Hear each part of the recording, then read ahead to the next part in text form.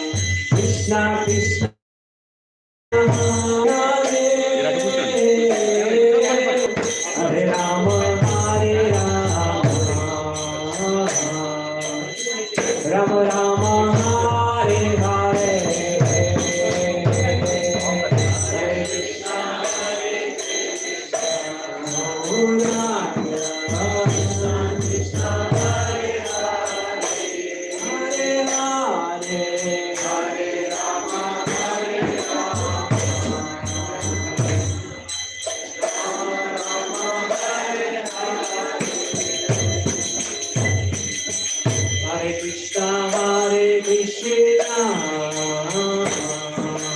Krishna Krishna Hare Hare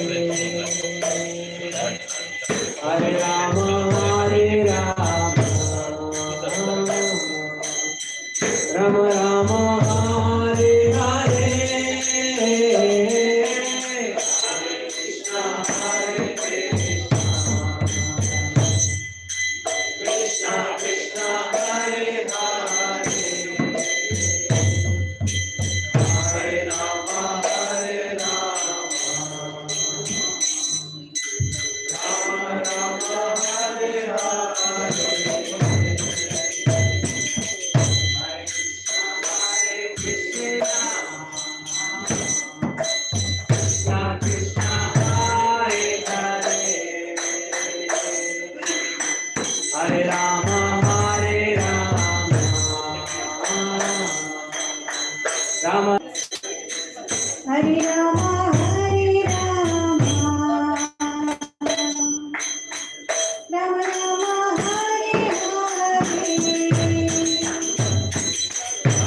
Krishna Krishna Krishna Hare Hare Rama Hare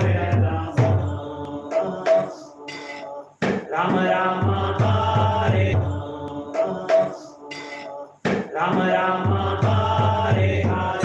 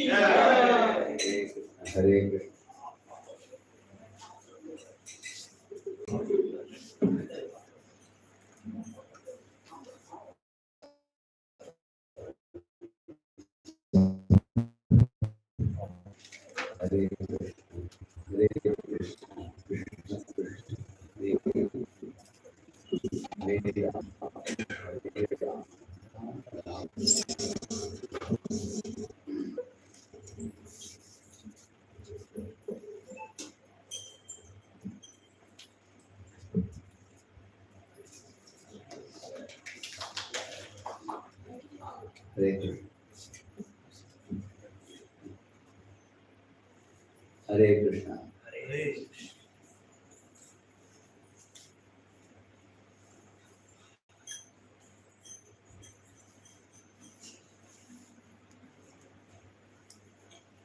It's a beautiful song.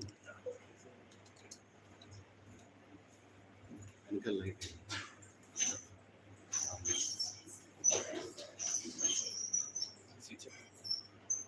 Seat and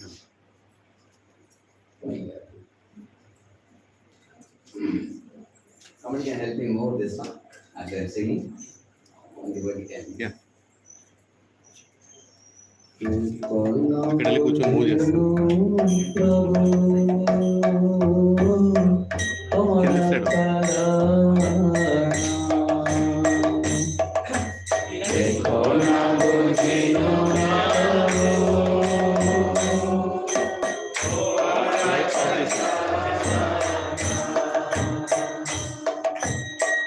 Ashok भयामृत पूर्ण सर्वथा अशोक भयामृता पूर्ण सर्वथा सकल छाड़िया तुआ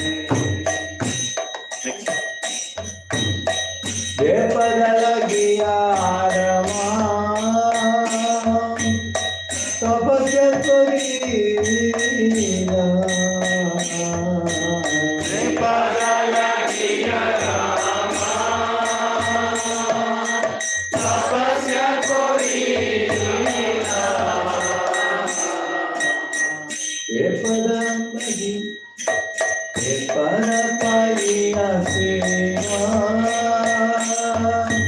शिवत्वलो वीरा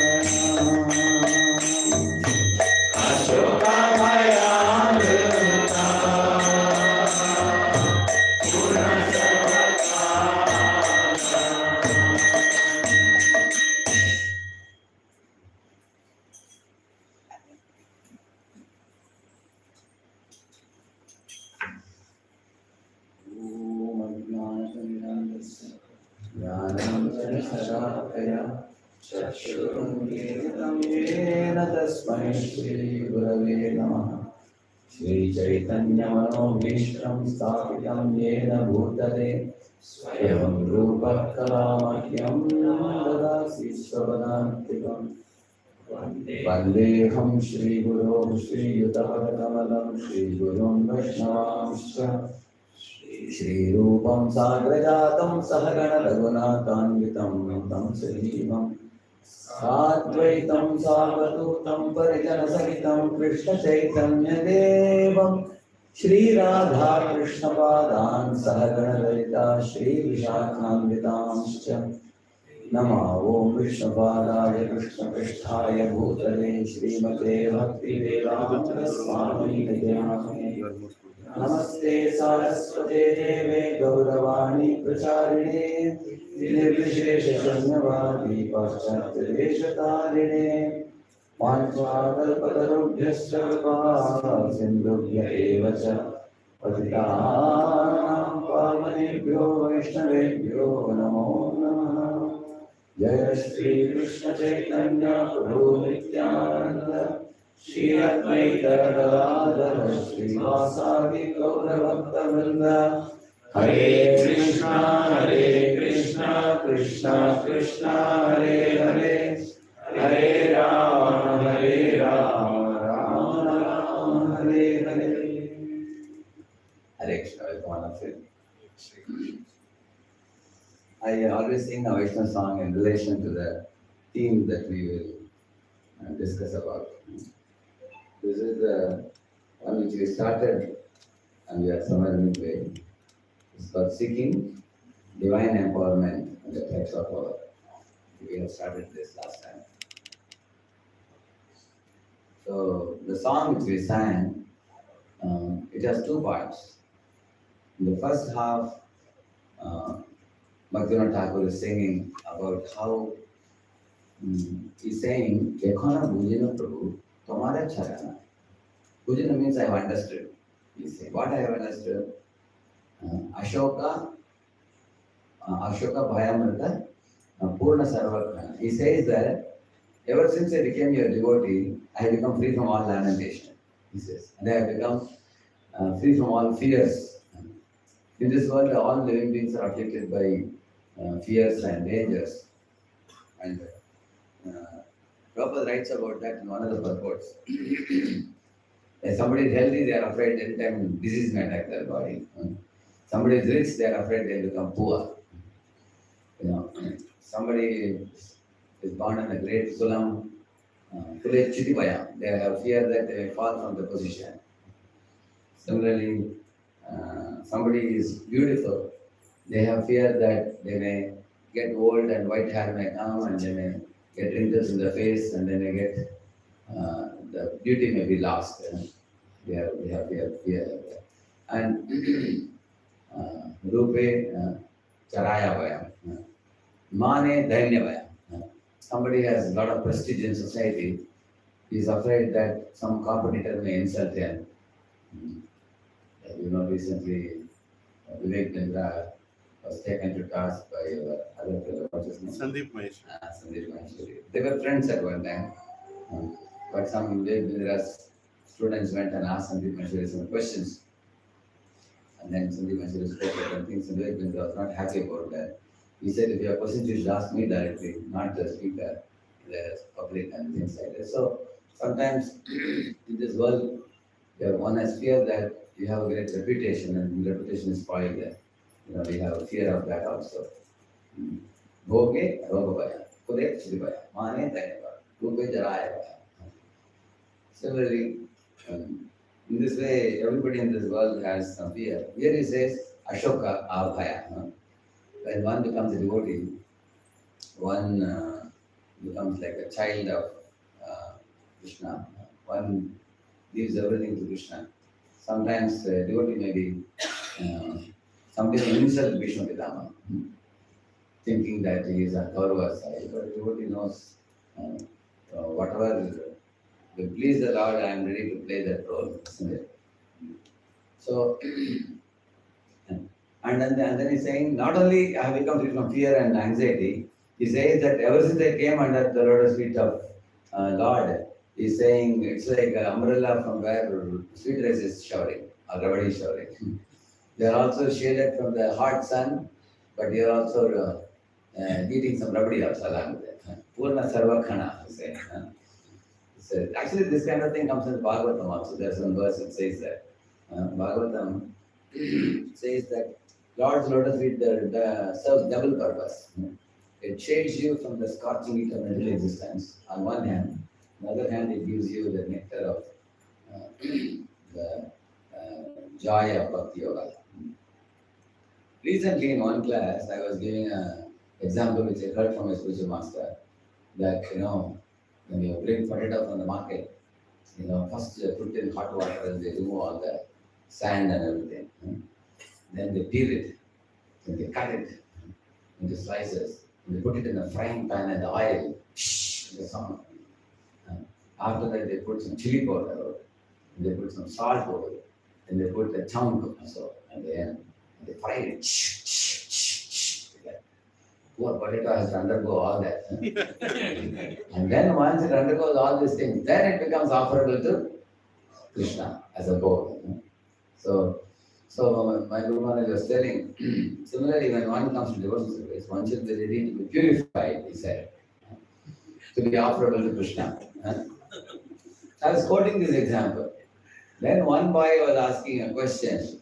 Prabhu, Krishna says, Susukam Kartam Aveyam, but we find spiritual life very frustrating. So the example you gave, I really feel like that. I find a lot of difficulty in dealing with devotees. Now I understand what example is more fitting, not that Susukam Kartam. So he was telling, is there any other Sanskrit verse which says devotional life is frustrating? He was asking me that. Then I showed him this verse from the Srimad Bhagavatam. I showed him one verse.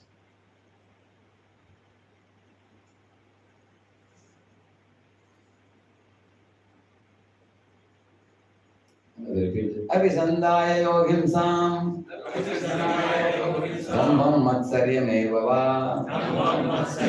Samabhidhinna dridbhavam Mai kuryat samasaha. She is saying here, please read the translation one of you. Where's the mic with you?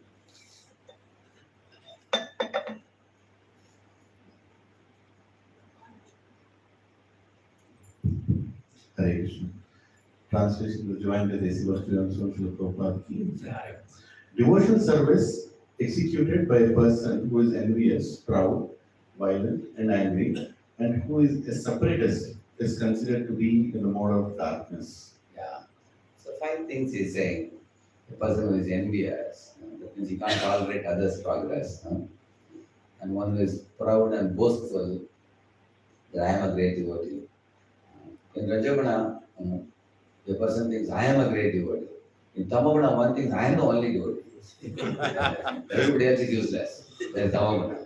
Rajaguna, I am a very great devotee. Like that it means. Sattva means there are many wonderful devotees. And Shuddha Vishuddha Sattva means I am not a devotee. Everybody else is devotee. All are great. So,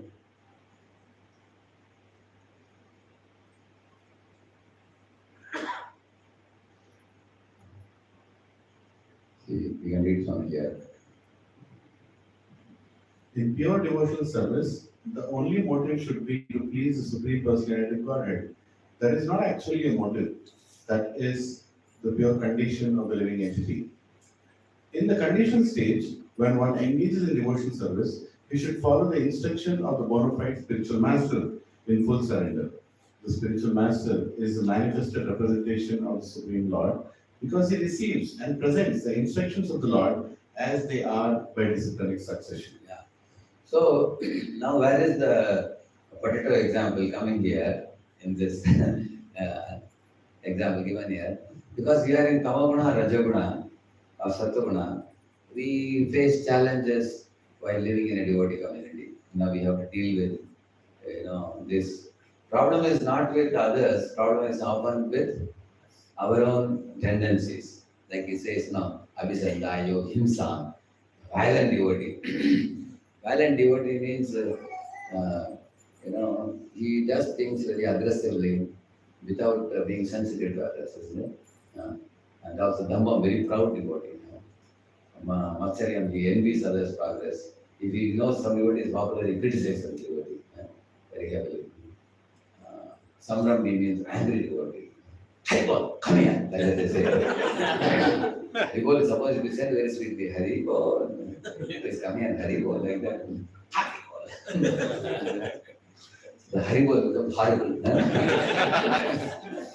So, Samram means Vinnadrik Bhava means separatist. Separatist means what? You say, today evening we all are going for Harinam Sankirtan. He will say, I am going to sit at home and do Shravana. He will say. And then we make announcement. All the devotees are going to come together for Shravana for a couple of hours. He will say, no, I am thinking of going for Harinam. Or I am going for Buddhist distribution. He will say. That means he will exactly do opposite what other devotees are doing. He is separatist. Separatist means he does his own thing. He doesn't flow with all devotees. separatist mentality, Vinnathrik Bhavam. So therefore, this type of people often have tussles with others. Like management, they have tussles with management because they don't align with management. Similarly, there are two very prominent natures of conditioned souls in this world. One is possessiveness, another one is domination. So when they become very possessive, my counsel, and my student, so they don't allow them to render any other service. So it is very big. Sometimes there is a fight between two people. My man, your man. And these people, when they want to change counselor from one to another, my God, that's a war. When one counselor calls the counselor, please come to my home. And they fed Prasad to counselor Bhakti, counselor Prabhuji, and offered obeisances and gave them gifts and everything, and then said, I want to change counselor. It was like a bomb. Another 3 hours till midnight meeting went on. What did you find in me that you want to change? What is lacking? What is there in the other person that is not in me? What have I not done? How did I bring the early days of Krishna consciousness to you are a toddler. I brought it to this level. I know who you are. What are your problems? And that fellow got chastisement. He couldn't change. Later on, I told everybody, you did the wrong thing. Wrong thing, calling them to home and giving a gift and giving Prasad. I thought all this will cool down and then I can tell. I said, you should have just written a letter with me in CC. Just write a letter and say that you are wonderful, devotee, all that, but I have certain, I can't open up myself. I need someone with whom I can trust more and place confidence. So these are all very, therefore this angry devotee, you say, one becomes a very angry devotee. One should know that Krishna can inspire people from multiple devotees. And also if a devotee loves another devotee, that doesn't mean they hate us. If somebody tells me, oh, Gaurav Prabhu gave such a terrific lecture, or Gaurav Darshan gave such a beautiful shloka, he spoke there. That doesn't mean, what does it mean? Can I not say this shloka? What do you think? If you ask that, some people become insecure. Who told you are not good? See, you all are having 15, 20 preachers here. You have to be very careful about that. Because one of your counselee or whatever, they are going to come and glorify another speaker. And they will tell you the truth. Last week you called one devotee, what a lecture he gave. He said, I am giving every week. You never appreciated even once. One fellow, because you saw that fellow once in a blue moon, therefore you are appreciating. And I am giving every time. You never, the last 2 years I am giving one word you didn't say. So this is a problem. Like in Pune, one fellow used to come to Jayapur's house program. He had one devotee. So he ate that idli. Idli was so soft. It was like jasmine flower. So soft. So he ate that idli and told, I have never eaten idli like this in my life. At that time, behind his shoulder, his wife was watching. and he turned around, and then his wife was saying, and then he was there. Next day, he went home. Next day morning, his wife told him, he asked the wife, where is the breakfast today? She said, I didn't make anything. Why? He said, you never like idli that I make. You only appreciate idli. For others, it is a jasmine for you. When I make idlis at home, it's like a rock for you. Therefore, I didn't make anything. You go to temple, take darshan, take some prasad and go in there. The husband said, no. You make first class prasad. Who said? I just told them to encourage them. But then she said, you never encouraged me first. So you will find in the path of bhakti, devotees can become envious like this. Correct, no? Yeah. So that means it's not yet purified devotee. And they are the ones who feel this potato effect. Potato effect is felt more to the degree we are not yet purified. Therefore, this kind of mentalities are there. Dhambam, Matsarya Bhava, Samrami, Bhinnatir Bhavam, Savat Tamasa. So it's a Tamasa Bhakti. So Now, how is this? I was telling about the song. What is the Ekana Pujan Robu, Tomara Charana, Ashoka Bayamrita, Purna Sarvakana, then Sakala Chadiya Dua, Charana Kamara. I have come to your lotus feet after leaving all considerations, my dear Lord. Your lotus feet is everything for me. That doesn't mean you have to be a brahmachari or a sannyasi. Leaving everything, coming to Lord means your main interest in life becomes Krishna's lotus feet. Just now, today, I heard Subhara Prabhu completed the Bhagavatam fully. In the last session, Radheshyam Prabhu came and encouraged everybody. Now, some of them wanted to repeat it. So he started repeating for 15 of them and added another 25 more, I think, is it? Almost like 50, 60 again, 45 people he has. So every week, 2 classes, 1.5 hours each, right? Amazing. Give him an class. That's a wonderful thing you see. So they have found a great taste. Now they again would like to hear the Srimad Bhagavatam again. Yeah. So in this way, this is the meaning of leaving aside all other things and approaching the Lord. In any walk of life, your heart is coming to the Krishna's lotus feet, like that. So, and then he's saying, you are the protector, you are my maintainer. Because 8.4 billion species in this world, who is the one who gives them food? And every one of them has a specific type of food. Not all of them have same food. And he has kept food for everybody, exactly the right type of food. Similarly, you are the ultimate protector of all living entities. When Prabhupada was traveling in the Jaladuta, he says that the Jaladuta was like a vessel in the middle of Atlantic Ocean. If you take a snapshot from the sky, it will look like a small, tiny thing in the vast body of water, which is very deep also. By will of providence, if a storm comes, it can easily drown. Prabhupada said, I am completely at Krishna's mercy. Because anything can happen anytime in this world. But Krishna safely made him travel from India to America, and then he could do many wonderful, miraculous things.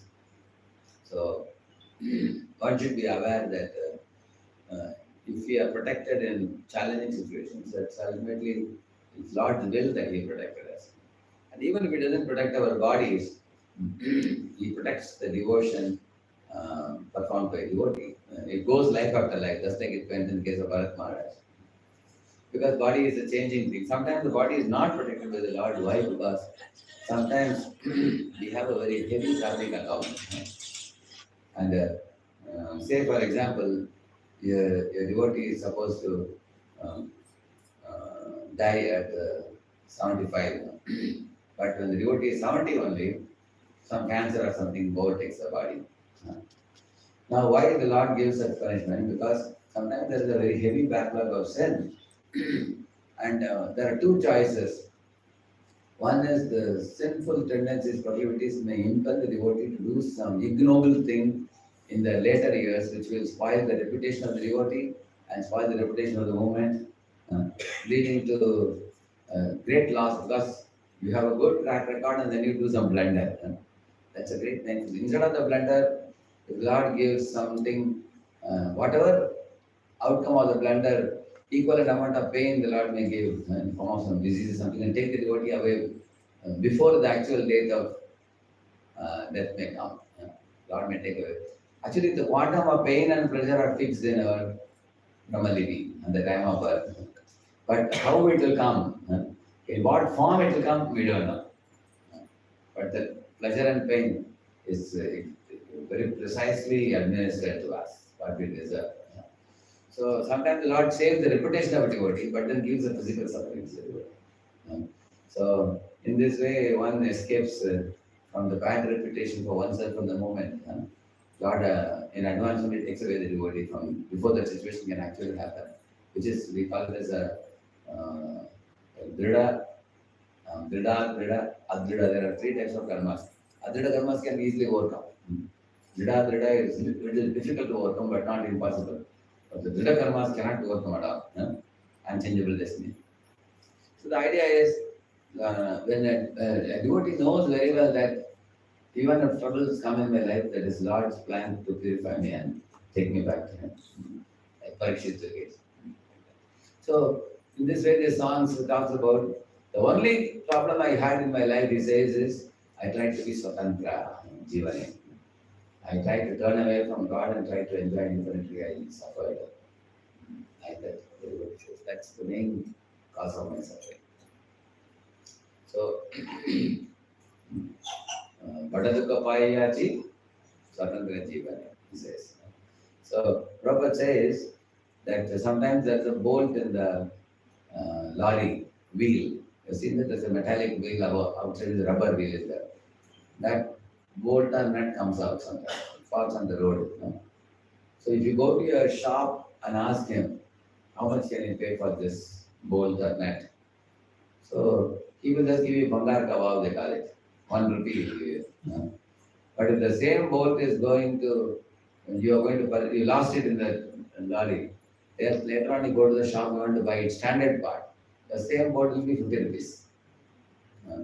Why? Because it is going to fit in that place and it is going to be tightened. And it is going to serve the larger purpose of driving the vehicle. And similarly, if you fit in Krishna's spiritual world, your value is more. And if you become independent and you are lying on the road, your Vadadaka Payachis, you become independent Bangar Kabal, that's all.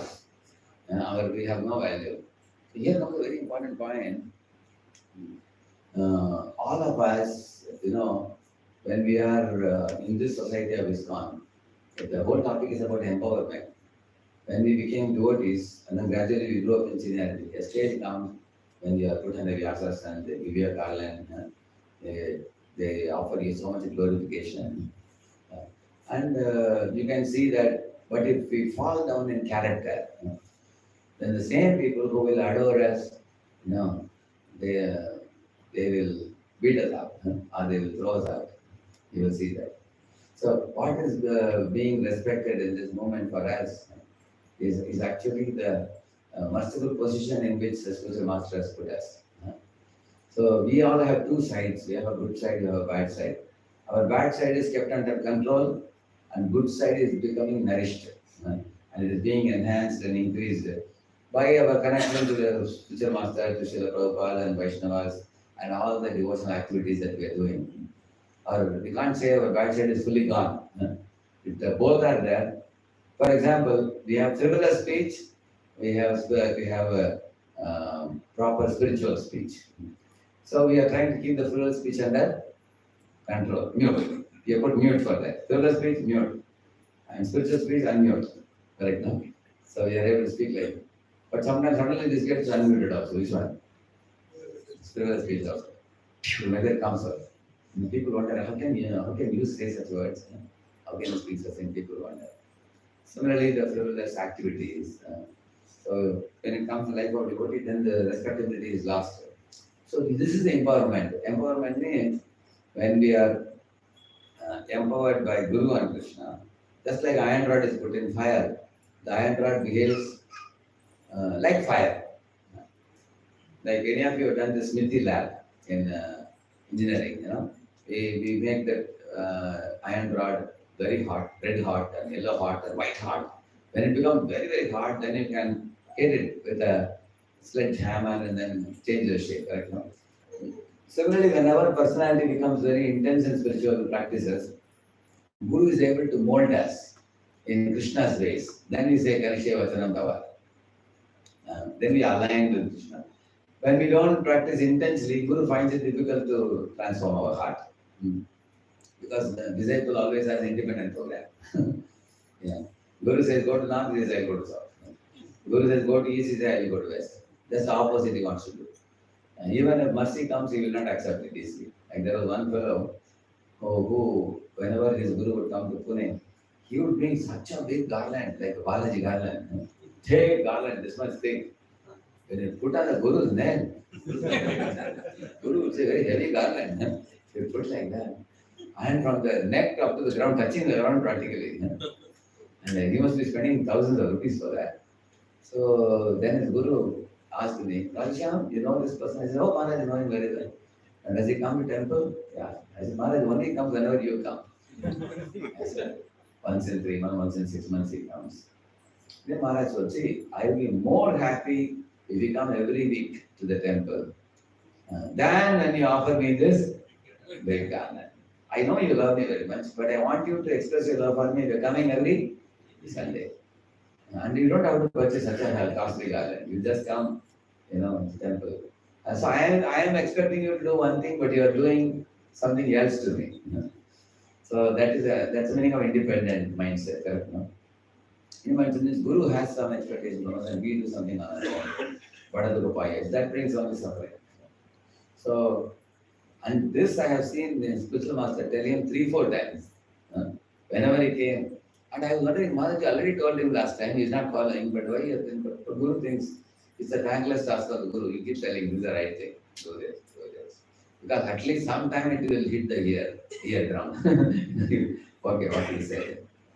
So, therefore, Guru, if we connect with Guru properly, we become a good conductor of Guru's instruction. Prahlad is a super conductor. So, how much was the resistance in Prahlad's heart? Zero. Zero resistance. Full current flowed through Prahlad. Current of mercy flowed through Prahlad. How much resistance was in Hiranyakashipu's heart? 100%. In electrical engineering, we study 5 ohm, 10 ohm, correct? No? This resistance, correct? So, Hiranyakashipu had 100% resistance. Prahlad had zero resistance. So, when our resistance becomes less, then we become more and more conducted by Guru and Krishna. That is called as Paravasha. Bhakti Paravash, we say. Now, what is Paravash? You are not in your own Vash.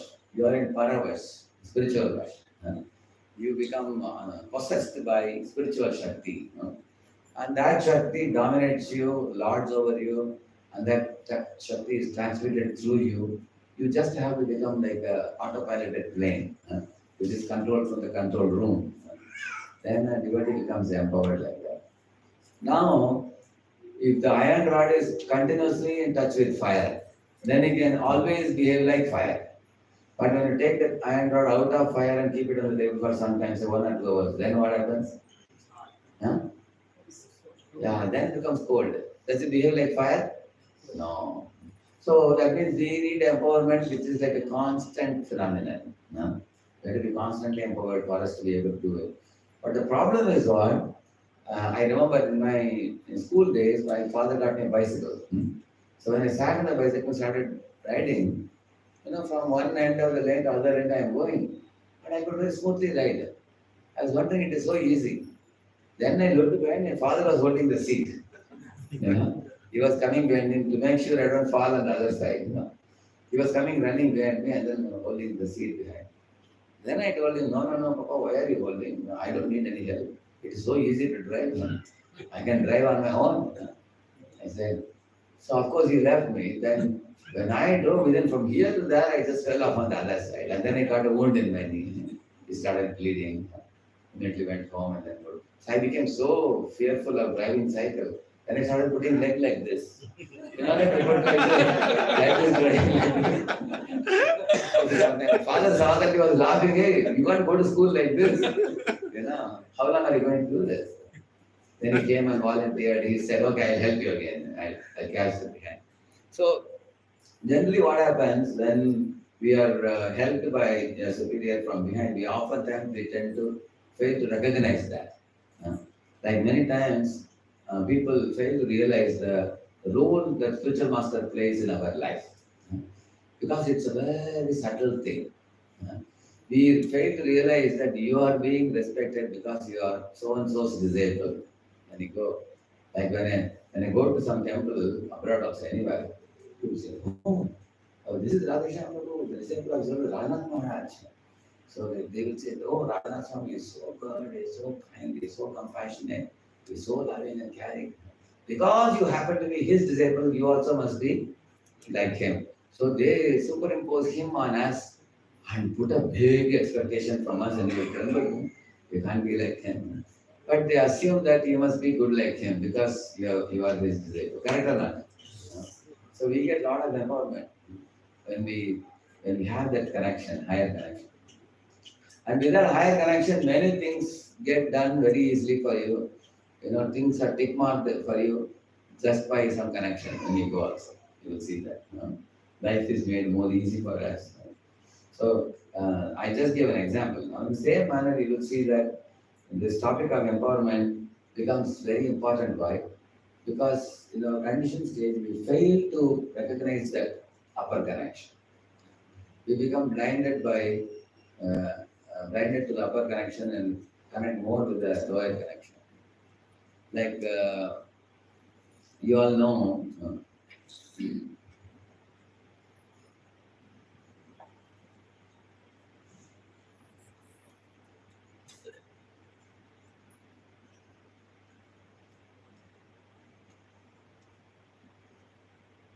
see, this is example of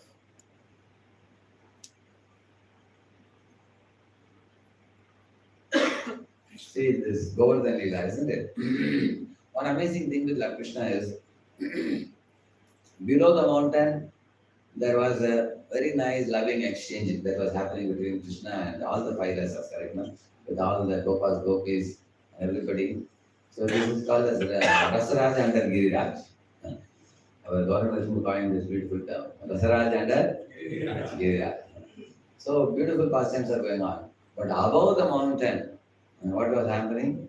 Indra was, throwing thunderbolt and so many other things, heavy shower of, somewhat like a rain and everything. But he was getting really frustrated because of his attempts were not helpful. He could not knock down the mountain, nor could he, the famous verse, Jako Rakai Sahya, Marana Sakai Koi, Balna Banka Kaisake, you heard that, no? He couldn't do Balka Banka with verses. Even one person he could not disturb. So he was very frustrated.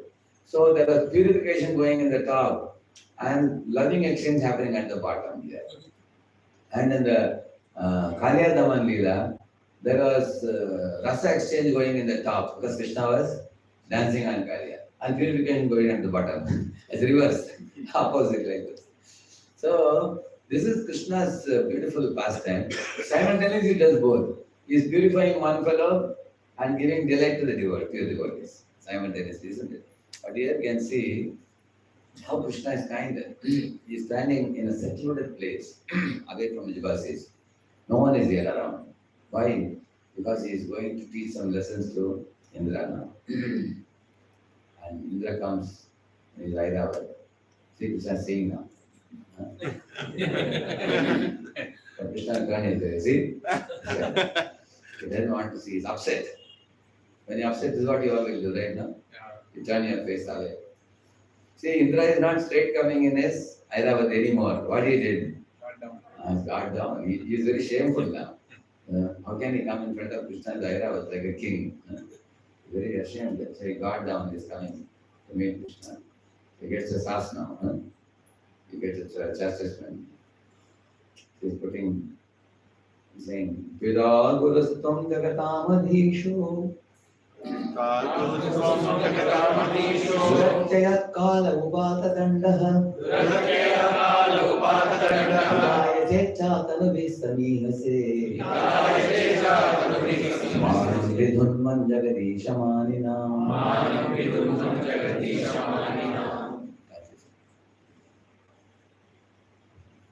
You are the father and spiritual master of the entire universe and also its supreme controller.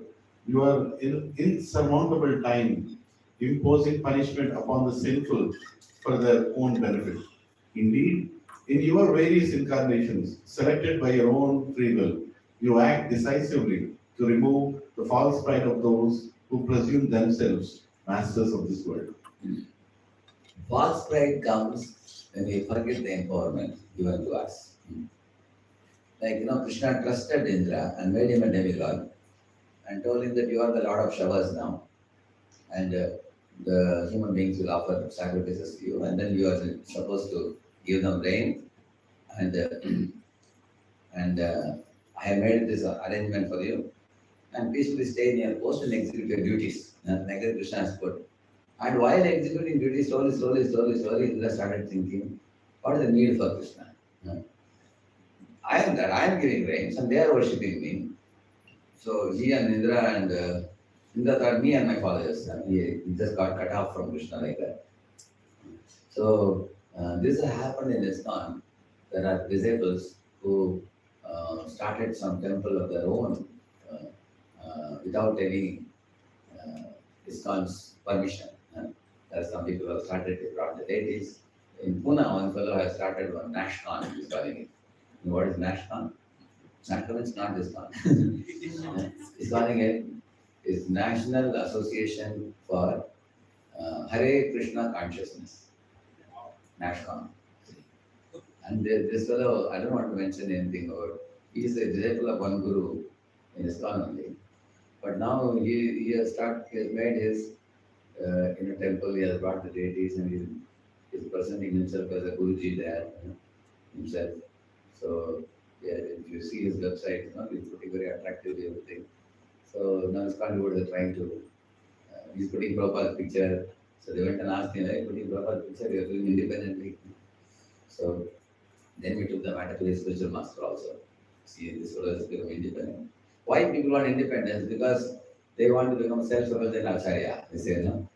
They don't want any control of anybody and they want full freedom. In ISKCON, you cannot bring deity without following certain standards. And he doesn't want any restrictions from anything. Tomorrow, these people sometimes will fall with some woman and then they will give up everything and go, and a lot of bad reputations will come. It's a horrible thing. It's a repetitive phenomenon in this world. So, in this way, people can become cut off from the original tree. Even during Lord Chaitanya's time also, Advaita Acharya Prabhu had 6 sons. 3 were faithful followers. Other 3 became Mayavadis. You can imagine. So even sometimes in great families also it can happen like that. So there are 2 types of people. One are faithful followers, one are cut off. So we have to try to remain faithful followers.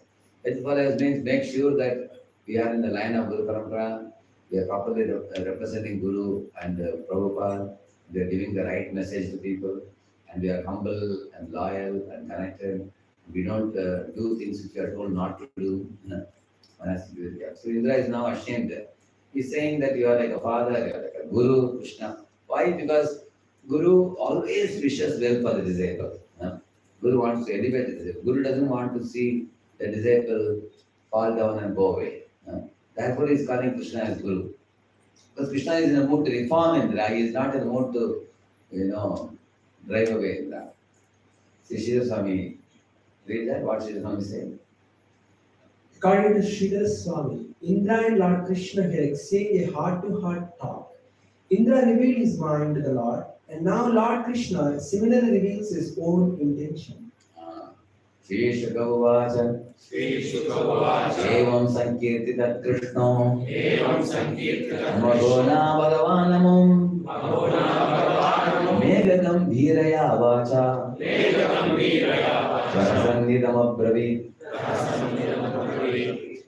So, in this way, when Indra praised Krishna, that Krishna, you are my master, I am a foolish servant, I did such a big blunder, I am very ashamed for what I have done. Like that, when he spoke all that, and then here it said, Megagam Bhiraya Vacha. Krishna spoke in a rumbling voice like a cloud, but it was also very sweet. Prahasan, he had a smile on his face. So what Krishna is saying? Shri Bhagavan Vacha Maya te kari Bhagavan Bhagavan Gonu Grihnata Madanusprataye Nityam MattasyendraShriya Vrisham.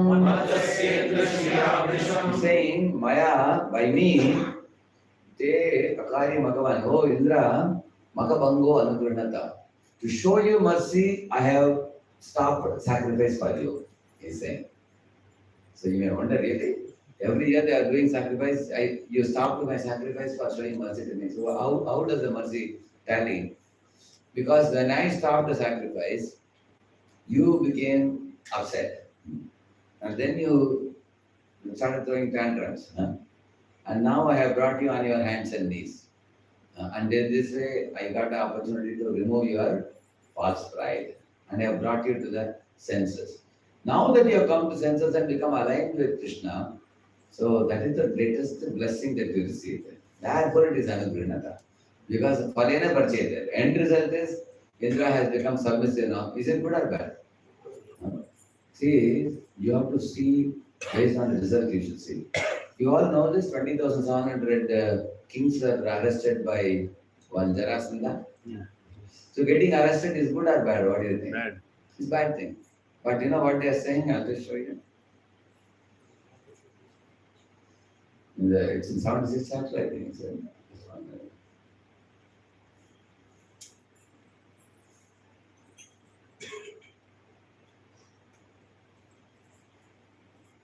see what they are saying in the 10th canto.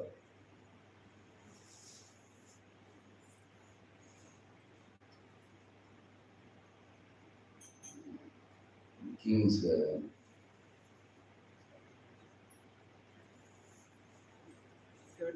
72, no? Slaying up. And this one, Kings liberated. This one, yeah. This is the chapter. What they are saying, when they saw Krishna here, they are going to speak to Krishna. This is the verse, please repeat this. You want Sanskrit or Devanagari? Devanagari or do you want this one? English. English, okay. Nainam Natanusuyamo Nainam Natanusuyamo Magadam Madhusudanam Magadam Madhusudanam Anugraho Yadbhavato Anugraho Yadbhavato Rajñam Rajyachutirvibho. Rajñam Rajyachutirvibho. What is verse saying? My dear Lord Krishna, we were all kings in different Pradesh.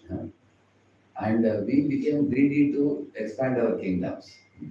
So we started fighting with one another and looting each other's property. And when we were doing that, at that time, this fellow Jarasandha saw us, that we are all fighting. He was very mighty, he had 21 Akshayanis, correct, no? He captured all of us and brought us here to the jail and he has put us here, in the jail. So when we were mutually fighting, he took advantage of our fight and then he subdued us and brought us. And this fellow was planning something like Narabali kind of thing. He was planning to kill all these kings. And after they were put in the jail, far from being king, they didn't get proper food also.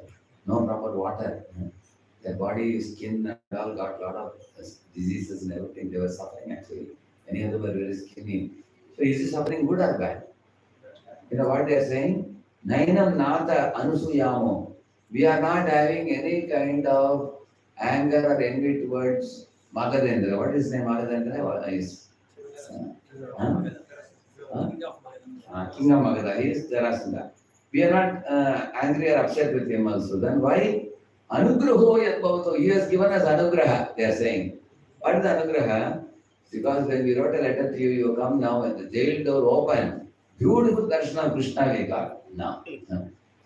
Therefore, his putting us in the jail and making us suffer has led us to your darshan.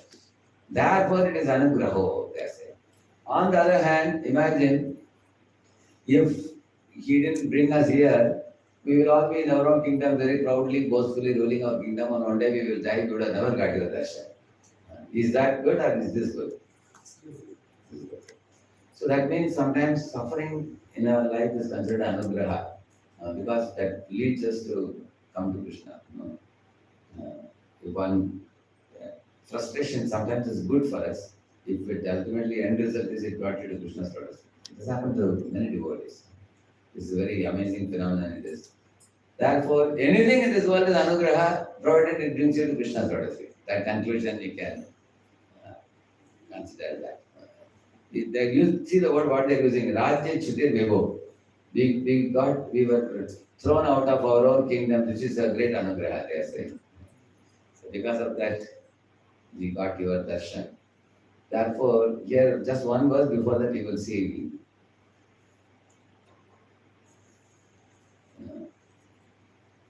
So first they are seeing Krishna here. The ecstasy of beholding Lord Krishna, having discovered the awareness of their imprisonment, king stood with joined palms and offered words of praise to the Supreme Master of Senses. So before that, they are getting darshan of Krishna here. The description of Krishna's beauty is given here. So what they are saying, see the first verse is very beautiful. Rajana Uchuhu Rajanauchuhu Namaste Deva Devesha Namaste Devadevesha Prapannarti Harabhyaya Prapannati Harabhyaya Prapannan Pagina Krishna Prapannan Pagina Nirvinnan Ghora Samsrite. Nirvinnan Ghora Samsrite.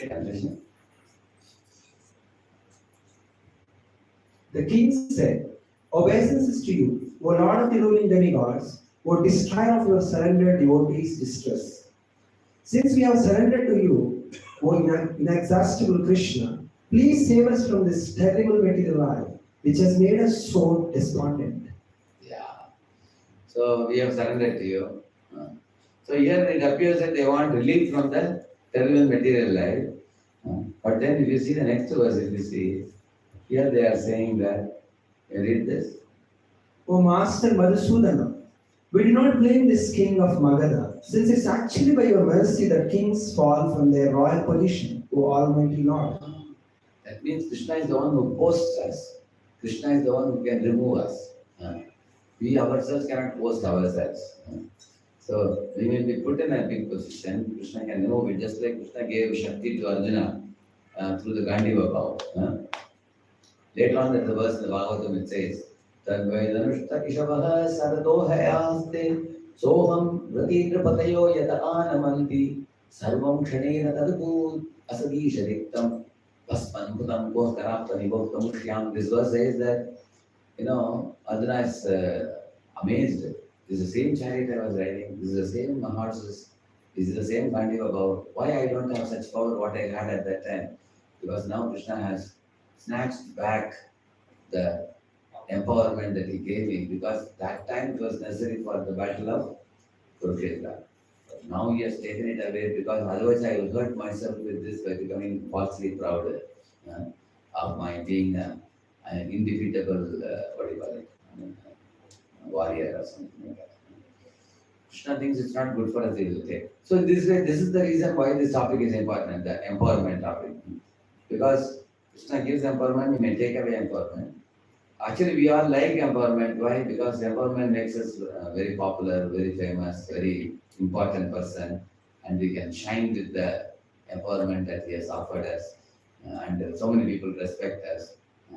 But pure devotees are empowered, but pure devotees don't mind Krishna taking away the empowerment if that is going to become harmful to them.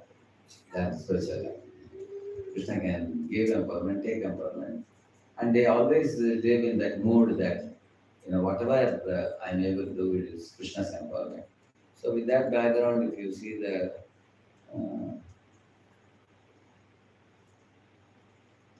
notes.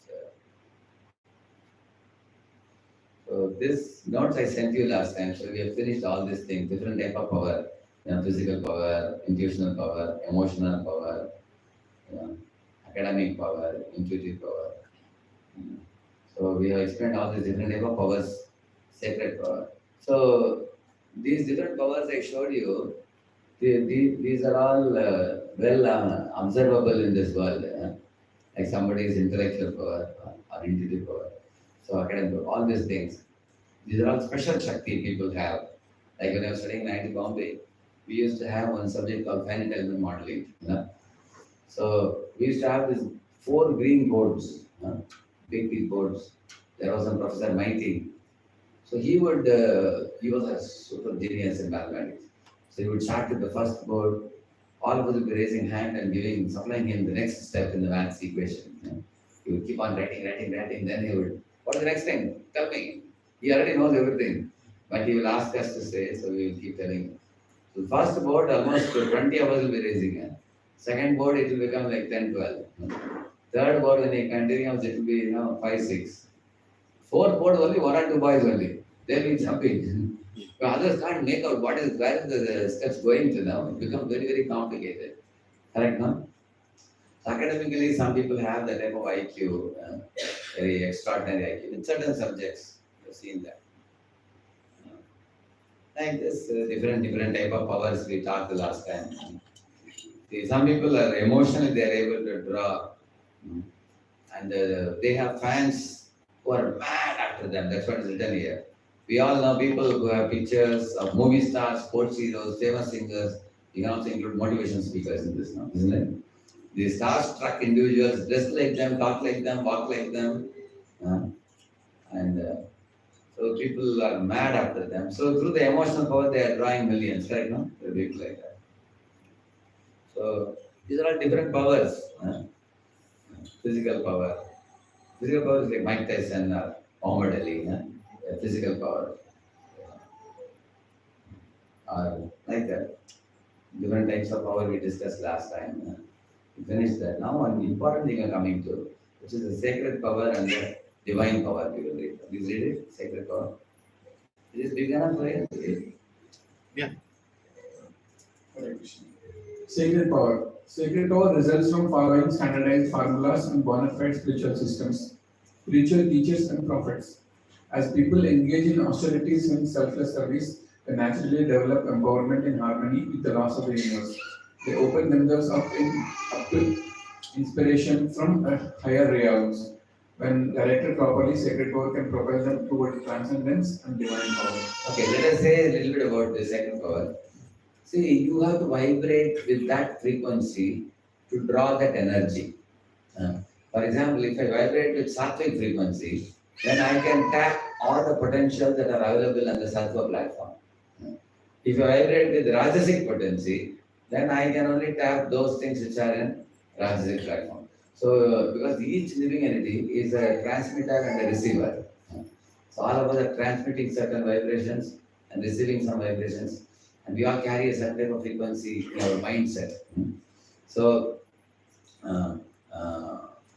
when we are able to tune to the frequency of a particular plane, like if you are tuning to the spiritual frequency, then you make a lot of spiritual progress. So how do you know you are tuning to which frequency? I'll tell you a simple example. You see nowadays boys, girls in the college, they have this DJ. You have seen that? There are some people who want to go and dance in that, correct? No? They are tuning to rajasic frequency. That's it. Now we come to ISKCON temples, and then here you find there's a beautiful sattvic raga going on, and everybody is going forward, backward, dancing, Radheshyam, Sankirtan, taking shelter of the Lord in their mind. So this is sattvic and beyond sattvic.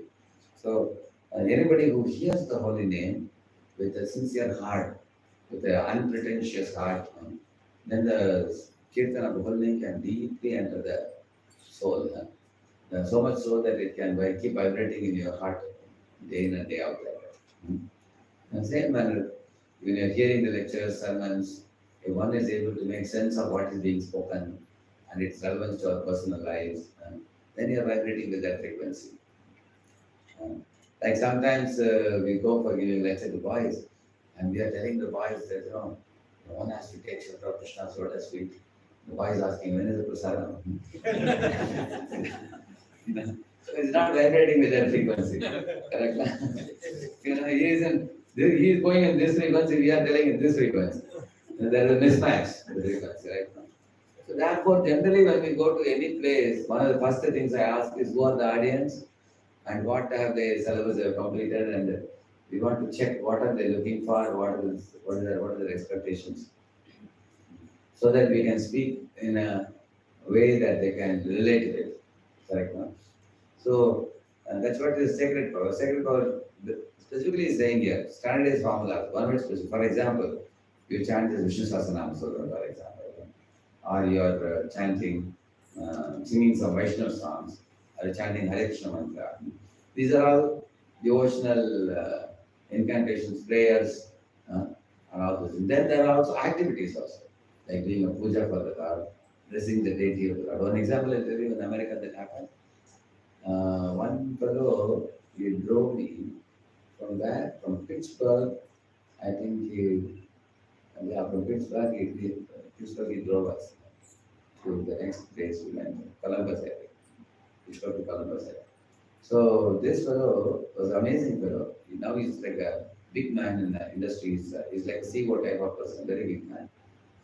So he told Swamiji, I would like to share my story with you. He said, how I became a devotee. He said, I was a very incorrigible fellow. Nobody can make me devotee. I was a pakka karmi in the. He said, you all generally call karmis. I was also like that. He said, as pakka karmi. But then his wife was a 1600 devotee. So in his community, Shamsundar Prabhu is the president there. And Shamsundar Prabhu was very kind to him. He many times tried to tell him when he would come for, sometimes he would come to drop his wife in the program and go back. Shamsundar would catch him and give him prasad. He would take little prasad and immediately he would run away. And Shamsundar several times tried to make him sit in the lecture. He will sit and Prabhuji is singing Jara Madhav, will close his eyes and he will escape. He'll go away.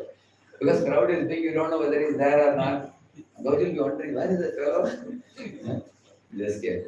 So Prabhuji couldn't make him sit in the lecture. Then he thought maybe Kirtan he will like. He taught him Kartal, can he come and sit? So he tried a little bit, but he couldn't sit in the Kirtan also. 5 minutes he will go away. Very difficult to bring. Prabhuji many times tried to talk about business to him and try to, make friendship with him. He told me, when he tried to make friendship with me, I clearly see that he's trying to connect with me. But I was not ready to connect. I was sleeping like the jellyfish, you see, you catch it, just escapes. It's always escaping, he said. So, but Prabhuji was very patient with me, he said. So, one day Prabhuji had to go to India for a month. 1 month he had to go. So, he called this Prabhuji and said, see, I am going to India for a month. I just want one help from you. I can give the key of my house. You just come to my house, and here there is a beautiful Radhakrishna deity here. He said, you just come to the altar and you remove this old flowers and everything, and and then you just wipe this place, and then put the fresh flowers from my garden here, and then just show Agarbatti and the lamps. These two things you show for them, and offer the flowers. These three things only. It will take you about 15-20 minutes. And he said, I don't want to put them to rest for 1 full month. It's not good. If you can do this small service for me, it will be nice. I'll be very grateful to you. This fellow agreed. And this fellow told me that he's from Tamil Nadu. He spoke to me in Tamil. He said, I generally don't accept any commitment, but if I accept commitment, I will be very rigid, like a lion sitting on a stone, he will just stay. So every morning, promptly 5 minutes before 5, he will come. He will go to the altar, ring the bell and bow down, and then he will, in fact, he was taking bath every day before 5. He did 1 full month he did. And after that 1 month was over, now Prabhuji Mataji came back from India. They said, now that we have come back, now we will take care, thank you. But he couldn't stop coming.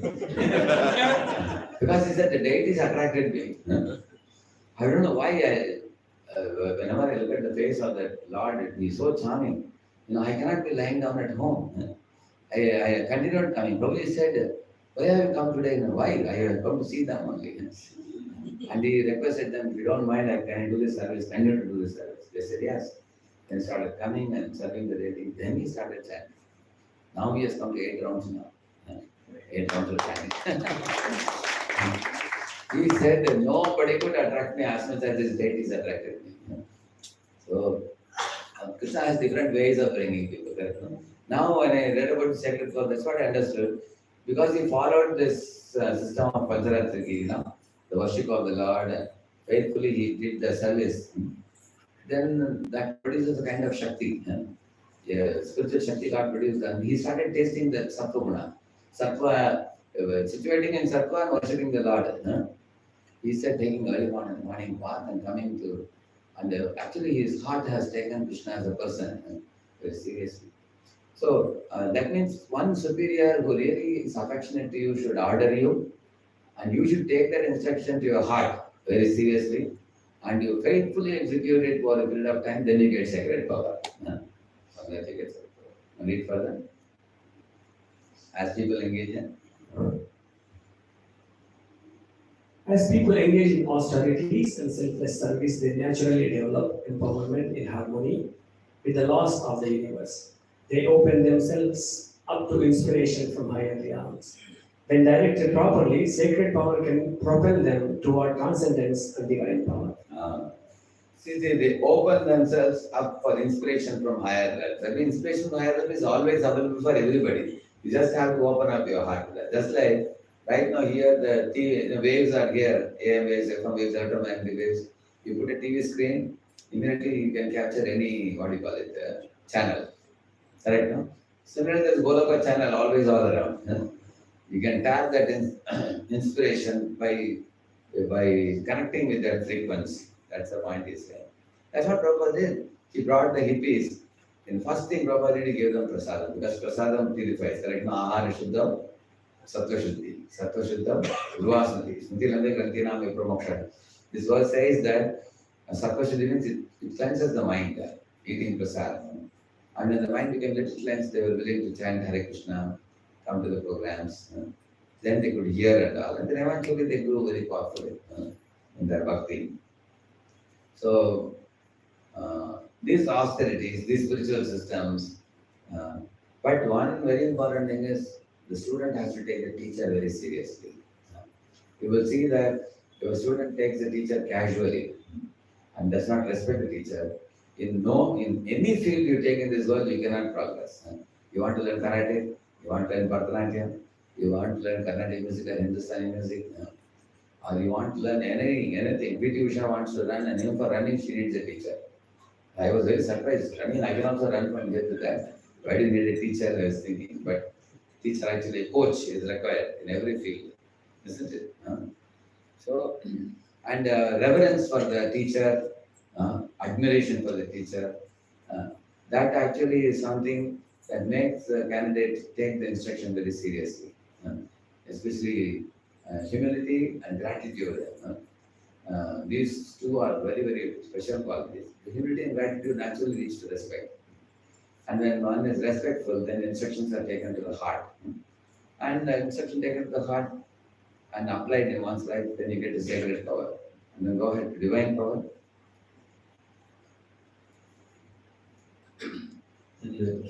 Divine power. Divine power is the greatest of all because it contains the highest adoration and appreciation for the source of all power. Divine power comes to those who realize that they must emulate the lives of the most advanced Source of all saints, power is Krishna. Yeah. showing mercy, tolerance, full surrender, and love for all God's creation.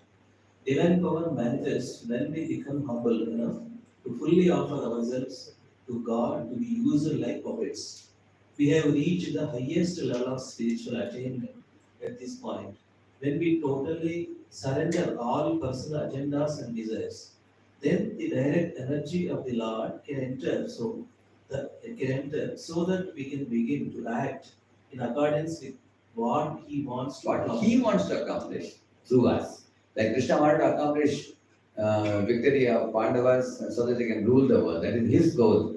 And that is made possible through Arjuna. Like Prabhupada wrote the books and everything. Krishna wanted to make Prabhupada the Janavadi Bhakta. Correct? Through him, he wanted to do Prativati Acharya, Nagaradi Gram, Sarvatra, So Lord has a mission, he gets it done through his devotee. By giving the devotee divine power. Our work is then done as if God is doing it Himself. Like you all know in the computer, any desk, you put any desk, and then like sometimes I am in US, I'll touch Shivaji Prabhu, I put any desk and give that number to him. When he puts the number, he can enter into the computer like a ghost, correct? And then he can do anything in the computer, and I'm just watching. Cursor is moving here and there. People wonder how it's doing on its own. Because he's operating. That's what the Lord does through his devotees. Yeah. Rebirth. You understand history? All IT people here will understand. Yes. In Vedic terminology, such empowered individuals are called Avesha Avataras, and his divine power, known as Daiva, is considered infinitely superior to Purushakara. Purushakara. There are two words, Daiva and Purushakara. Daiva is conducted by divine will. And Purushakara is strength generated by one's intelligence and abilities. Yeah. Yes. Which is strength generated by one's own intelligence and abilities. We must be tuned in to the Lord's mission, not only for our own personal survival, but also for the sake of all the innocent people being victimized by the destructive mindsets of the modern world. When we dedicate ourselves to serving the divine will, our capacities may expand in incredible ways. Okay. Now there are two levels, sacred power and divine power. What is the difference between the two? Sacred power is Sattva. Divine power is Vishuddha Sattva.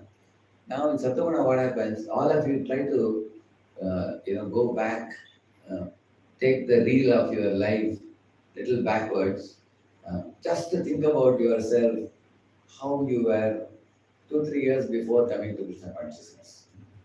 Like one boy was telling, before coming to Krishna consciousness, when you would come back from the college, you would take your shirt off and put it in a hanger.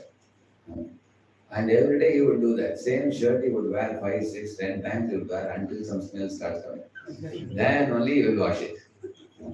Now once you come to Krishna consciousness, you always wear everyday new clothes. Fresh clothes only you wear. You don't wear anything for the second time.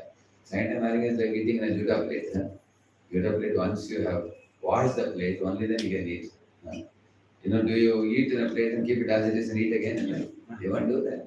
Similarly, dress also, you have to wear fresh dress. Also, he said, Prabhu, I used to wear jeans for 6 months. I will wear the same jeans daily until it starts stinking practically.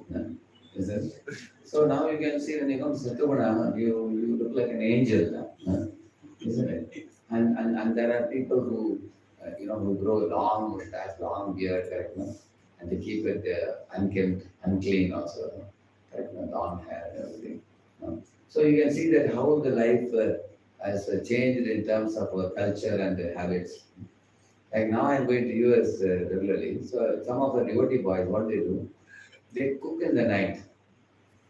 They cook by 8 o'clock, they are done. 8 or 9, and they keep that food in the fridge. And next day, afternoon for lunch, they take that. 1 o'clock or so, 1 o'clock or 2 o'clock, they take that. So they naturally, they heat it. Correct? They heat it and they take it.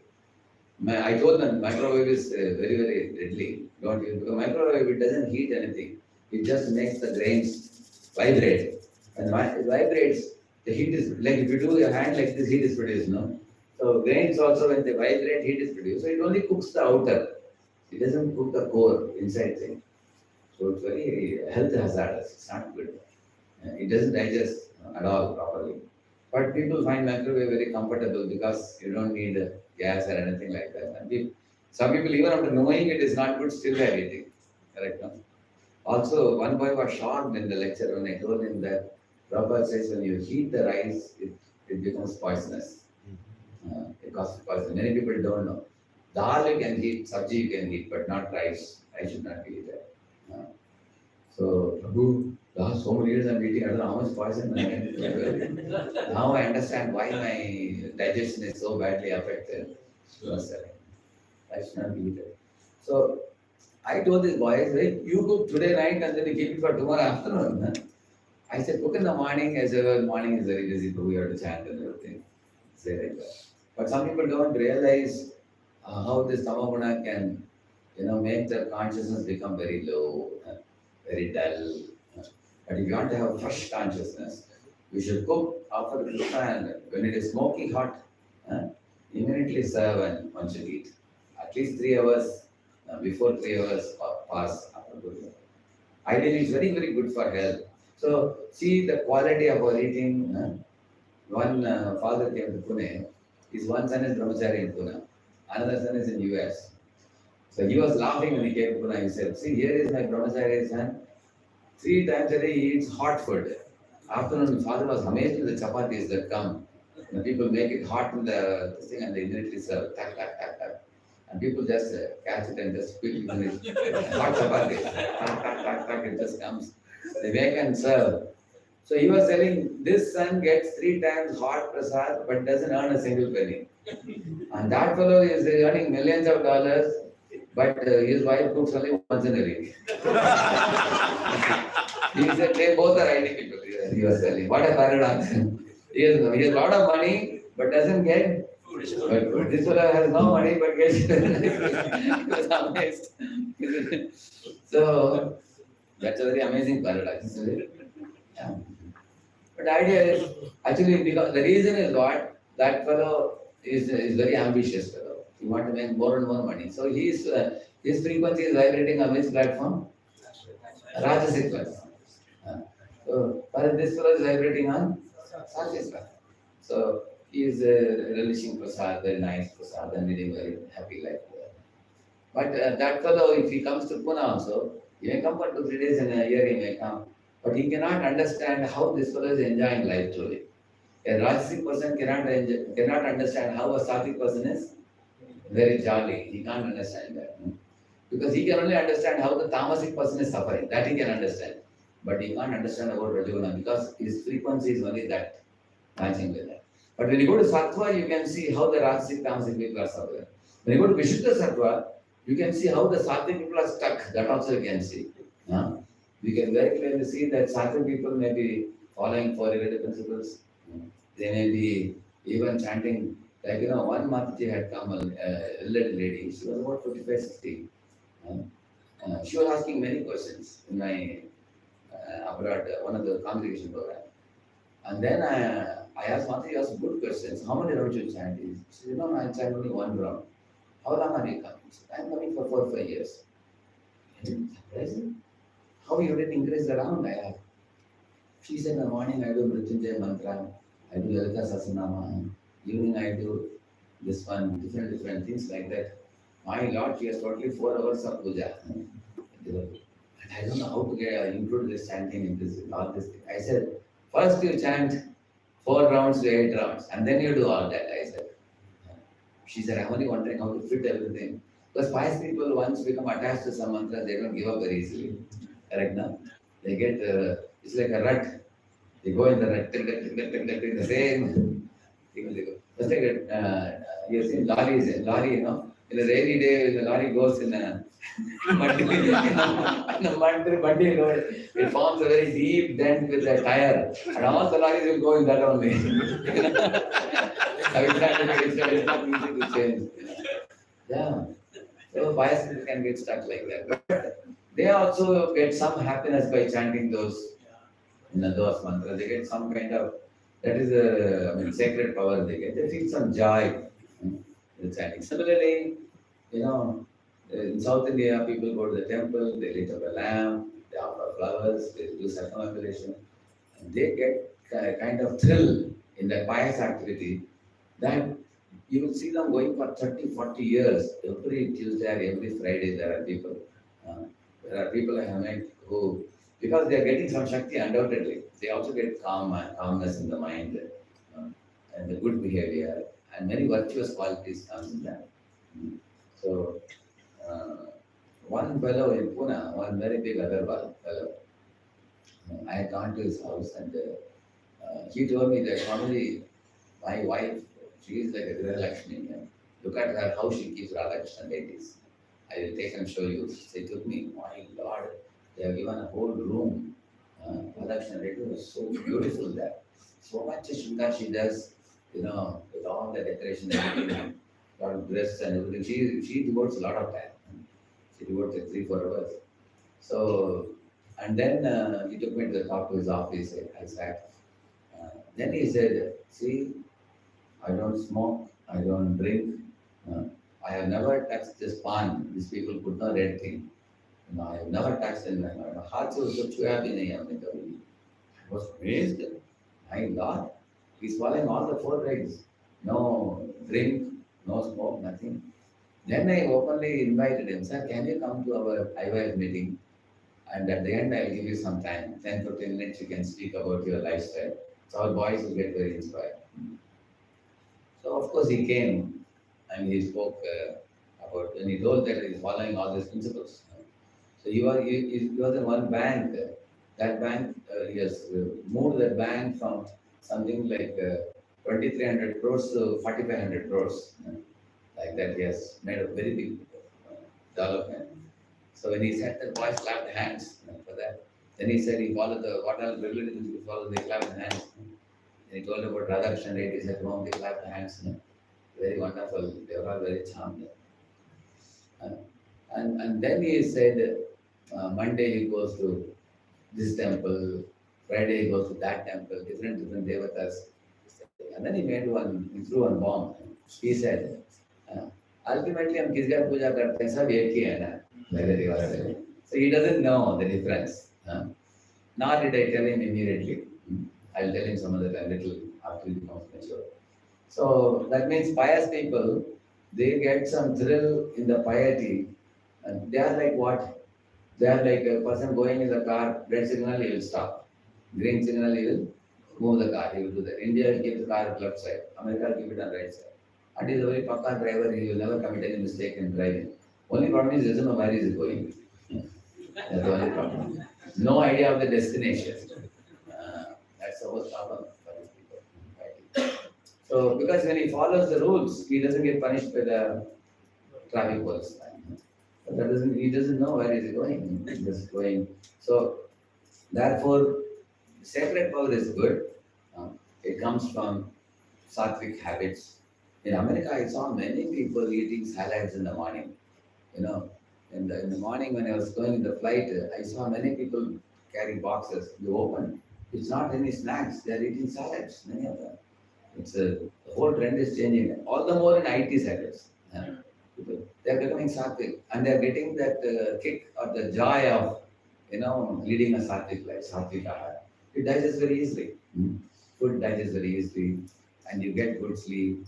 And then people in this way, when you lead a sattvic life, and also when you accept God as your God as the driving personality of the whole universe, there is a great power in this world. Many people accept nowadays. It's very, very, and they also like kirtans, they like pranayam, they like yoga.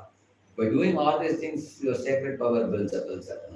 The more you become sattvic, you get some shakti. How many of you, when you chanted the first round of Hare Krishna, you found it very tedious? Completing 108 times. You will wonder when will the Arans thing come? This one. This one. When you used to chant Hare Krishna, Krishna Krishna, Hare Hare, Hare Ram, Ram Ram, Hare Hare. So we used to chant with this one Bhakti Samala. We used to keep like this and chant. And while chanting, boys will slowly see when is that thing going to come. It appears like one boy said, this will be endless chain. It's not going. So the boy later on told me, I was wondering whether this got lost or what. So even one round, they'll close the eyes, and in between they slowly open the eyes and see when is coming. And they will slowly see, look at Prabhuji also. When is he going to tell us to stop? It's just going on and on. It was so tedious, the first one round. But slowly after that, we came to 2 rounds, 4 rounds. Now we can chant 16 rounds, correct? No? And at this stage, many devotees chant even more also. That means your willpower is increasing. Otherwise, Prabhupada says, any boy, girl from the college, make them sit 2 rounds, you tell them chant, they will jump immediately. Nowadays, people cannot sit down. Like you are sitting a couple of hours now. They can't sit only many people nowadays. They are so hyperactive, so restless. That means when you get a sacred power, you can sit, you can be patient, you can be tolerant. That's another thing. In Sattva-guna, when you vibrate with sattvic frequency, you get those qualities also. And even if somebody tells you some fault about you, you are curious to know how you can improve. And Rajasic mode, if somebody tells you, well, you're telling about this, you are like that. No? Like that, they'll get back. You've seen that? When you give one feedback, they'll give another feedback about you. So you may wonder, actually, you can give me feedback, but I want to help you to correct. No, they will say, first, you mind your own business, they will say. And that's Rajaguna. But in Sattva-guna, we are in a mood to learn from others also. So you will see that good qualities in Sattva. Because you are vibrating in that frequency, then only you can get those qualities. Otherwise, not. So we have to make our life sattvic, more sattvic. That will give us sacred power. Then the divine power is even more higher, as it says here. The divine power actually comes to those who realize that they must emulate the lives of the most advanced saints. You should, in your heart, have a great admiration for some great saints like Sri Prabhupada and special masters. When you see and when you get deeply touched by their personality, you have a highest adoration, appreciation for Krishna and Vaishnava. When these two attractions become very strong in our heart, then we are touched by the mercy, tolerance, and all those things. And we have to become humble enough, he says, to fully offer ourselves to Krishna to be used like puppets. What Prabhupada said, Nachavo, Nachavo, Prabhu, Nachavo Srimate, Kashtere Putali, Nachavo. So he says that I am like a wooden doll in your hand. I am a puppet, and you are my puppet here. And you are the Sutradhar. You make me dance the way you want, as he says. So, in this way, once we come to the point of understanding that we are simply, I'll tell you one very easy way to understand this. Say, for example, say I come to somebody's house. Say I come to say one of your houses and say, Leland, go, I bat the door, he opens the door. You can say Leland, go open the door. Or you can say Leland, go's right hand open the door. Or you can say Leland, go's right hand, the thumb and the indicating finger, they open the door. Generally, which one will you say? Similarly, we all are whose part and parcels? So, for example, Krishna is the whole, and say his right hand is like, say, the spiritual master, for example. And we are two disciples coming together and doing something. So, when we do it, sometimes it is said, the spiritual master was given the task and he got it done through his disciples. Or we may quote the name of the two disciples. They did it, say Gauranga Prabhu and Radheshyam, they both did this. Or if somebody says Krishna did wonderfully, that is also correct. Why is correct? Because we all are his part and parcels. So in this way we can see like this, that we are a small part, and why we are a part, I'll tell you the reason. See, for example, if you cut these two fingers and keep on the table, can they do anything? No. That means without being part of Krishna, we won't be having any empowerment. That this example Prabhupada gives in Isha Prajal. Like if you look at the hand can count. If somebody comes to attack you, you can punch on the nose. Also, you can grasp an object. Like this, you can grasp an object. Correct? If something falls on you, you can stop it with your hand. Hand can do so many things like that. But if somebody looks at the hand's potencies and says, I don't want the whole body, just cut and give me this, I take it. They cut the hand and take it. Can the hand do all that?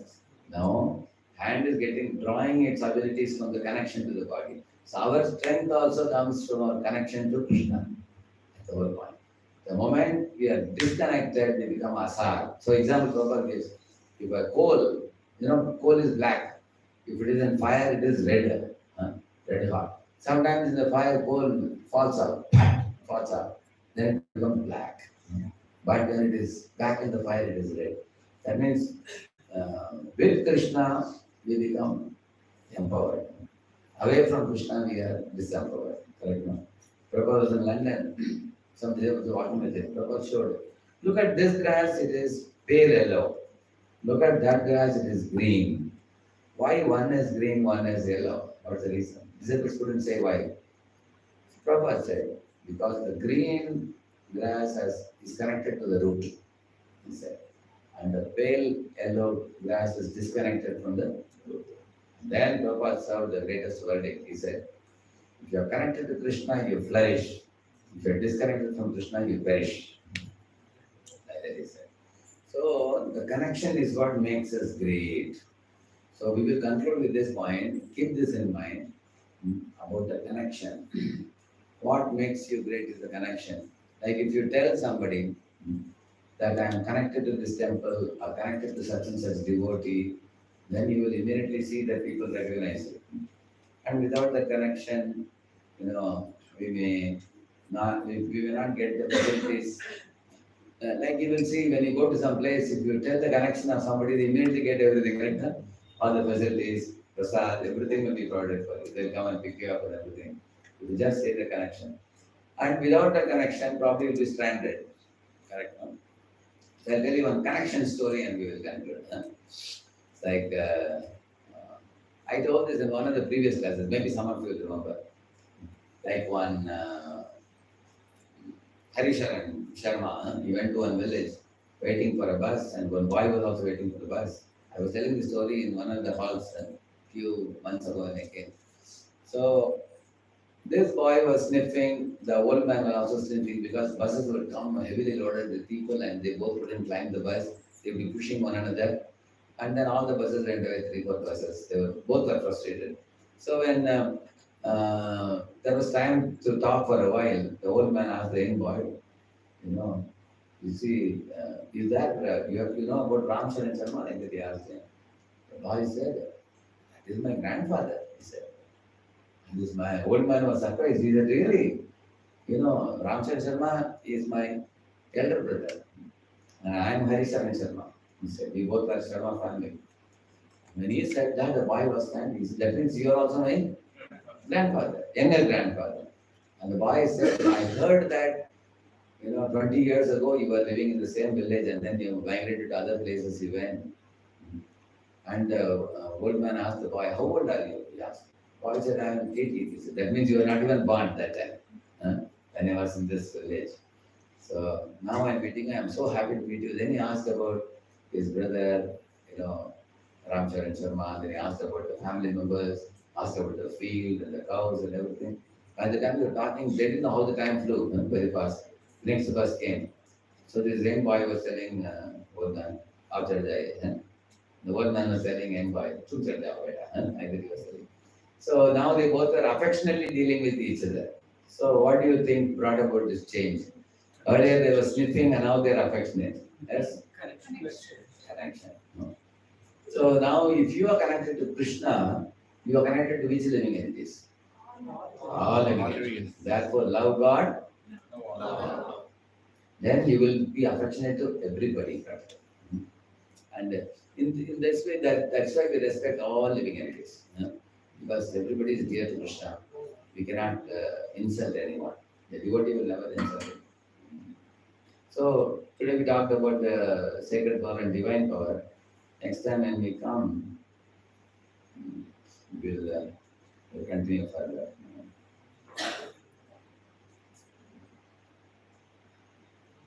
We will start with page number 4, the first one, so then we continue. So Prabhupada, Hare Krishna. thanks. Can we take some questions? I can take it. Prabhuji, a couple of questions. First and last one. Sometimes some devotees, due to their independent mentality, they leave the group, wherever they are groomed or wherever they are. After that also, they flourish. For example, you are a preacher. So you leave the group, you are independently preaching somewhere. There also you are flourishing, but he's completely disconnected. And he also knows that. He heard 100 number of lectures that don't be disconnected. But still they get disconnected and they know what's going is wrong, but then they enjoy that. I will not say enjoy, but they are in that state of mind. And they also grow when that preaching suddenly is going up. And I asked this question to one devotee. He told, you can tell, you can add to that or correct it. He told that Krishna sometimes when he wants to teach you a lesson, he'll take you so high and then put you down. That. So maybe it's also a factor that, the growth, we're not wanting that to happen. But is it also true that, when you become independent? That is one possibility. And another possibility is sometimes they may follow someone else. They may not follow us. Yeah. Because they didn't have a good connect with us. Some chemistry mismatch. So sometimes in the early days when they dealt with us, some heartburning or some kind of friction has happened. So they disconnected it in the early stage, and then they went and connected with someone else whom they considered as more kind and more loving and more caring and all. And then they are, instead of drawing energy from us, they draw from them. And if they faithfully became connected like that, eventually over a period of time they become fixed up devotee and they flourish, and that way their parampara connection is not lost. They are flourishing there. So after they flourish there, two things can be done. One is we maintain our old feelings towards them, ill feelings, and then we see other people see. It can go on like that. Or we can modify our mindset. What we can do is, when we meet them, we can smile, we can say to Radheshyam, I'm sorry I could not serve you well in those days. I was a little immature devotee. Now I see that you are connected there and you are flourishing. I wish you well. I wish to see you flourish more and more. And in case you got hurt by my behavior, please forgive me. And that is a noble behavior from our side. And they may They may also sometimes, bow down to us and say, I'm sorry, Prabhu, in case I behaved improperly with you or not. That happened with me, some people like that. But sometimes we may not have that amount of guts to go and talk to them like that. We may prefer a neutral relationship. तुम तुम्हारा करो मैं अपना करूँगा. You be in your world, I'll be in my world. We can be like that. That is another type of. That is also all right, because you don't feel comfortable to go and talk to them, meet them. Or as you said, they may not connect with anybody. They may be independent, and because they have certain skill sets, they are sometimes a person is a very skilled preacher, speaker, very. Or some people are charismatic. They are crowd pullers, and some people are very caring in their nature, so they attract a lot of people, and they have that following. But we should not wish bad for that. But in case for a period of time, they also get smashed to a material nature. They may not obey us here, and they will become independent. They will get the same type of people who don't obey them also. At that time, they will get realization, and that will take a while for them. Because without submissiveness towards our superior, we will not be able to respect the subordinates also. Subordinates will eventually leave them and go. Then they will realize. Over a period of time, success will fall apart, and they will realize. And the material world is a playground where you can commit mistakes and learn and grow out of it. There are devotees whom I know. When they were in Pune, sometimes they would have heated argument with me. And then they went out to other places, they saw the reality. And they came back to Pune and said, Prabhu, now I have seen the world how it is. I'm very sorry in case I hurt you in some way. Some people say that. When people get a first-hand experience, learning through school of hard knocks, then they become awake. I'll let you know. Yes, thank you. Thank you. Actually, I was talking about the last category where they are not connected to anyone. And they are telling also that I am not connected to anyone. I don't want it to be connected to anyone because I don't But they are in ISKCON only. they are in ISKCON. So I'm just. That is called as a splinter group. Okay. Splinter groups. There are many splinter groups. Actually, the problem in splinter groups is what? Because they are not connected to Guru, they are not connected to any other devotees, they are independent. They say, I am directly connected to Prabhupada. Some people say like that. I am blind to Prabhupada. And some people have a lot of faith in Prabhupada. So when I look at them, what I think is, these people are like spoiled children because they have got a lot of bitter experiences in ISKCON. Sometimes people have left ISKCON and started Hare Krishna Society, Science of Civilization Society, where they have started, because sometimes the protocols in ISKCON are very stringent. They get fed up, and therefore they start on their own. But starting on their own is very, very risky, because tomorrow when they die, everything will be finished. Whereas in ISKCON, we should know in ISKCON that, we people are like Ayram Vairam. We come in this world, we preach and make devotees. One day we will be gone. But if you put the devotees in touch with the temple will remain for thousands of years. And the deities will remain for thousands of years. And Prabhupada is sitting there. And the satsangas are going to go on. So we should always connect people to ISKCON, Prabhupada, the local deities, take them to the deities and let them develop attachment to the deities. So that they will tell their parampara children also, children, grandchildren, everybody to go there. And even when we are gone, they will continue to be in touch. Like that. So that's what every preacher should think. And also what I also do, connecting our people to other seniors. For example, many of the devotees go to GV, they hear from Governor Prabhu, they hear from Governor Prabhu, they hear from Shaman Prabhu, Radheshyam, like all Radheshyam Pune also is that. Whole idea is what? When they have multiple touch, if they have problem with one, then they can open up heart to another. Yeah. That means connecting them to multiple devotees and also connecting them to ISKCON and Prabhupada is very, very important, so that they don't get lost. And some people are very possessive. They keep the people like this, and when this fellow falls, everybody falls, because they don't know where else to go. That's Just one more question for you. You talked about a separatist mentality. So there are some devotees we see, they are so independent in their practice When the whole group is attending a satsang, they will not come. Or whole group is attending a Bhagavatam class, they will not be there. Whole group is doing on festival, they'll go somewhere else.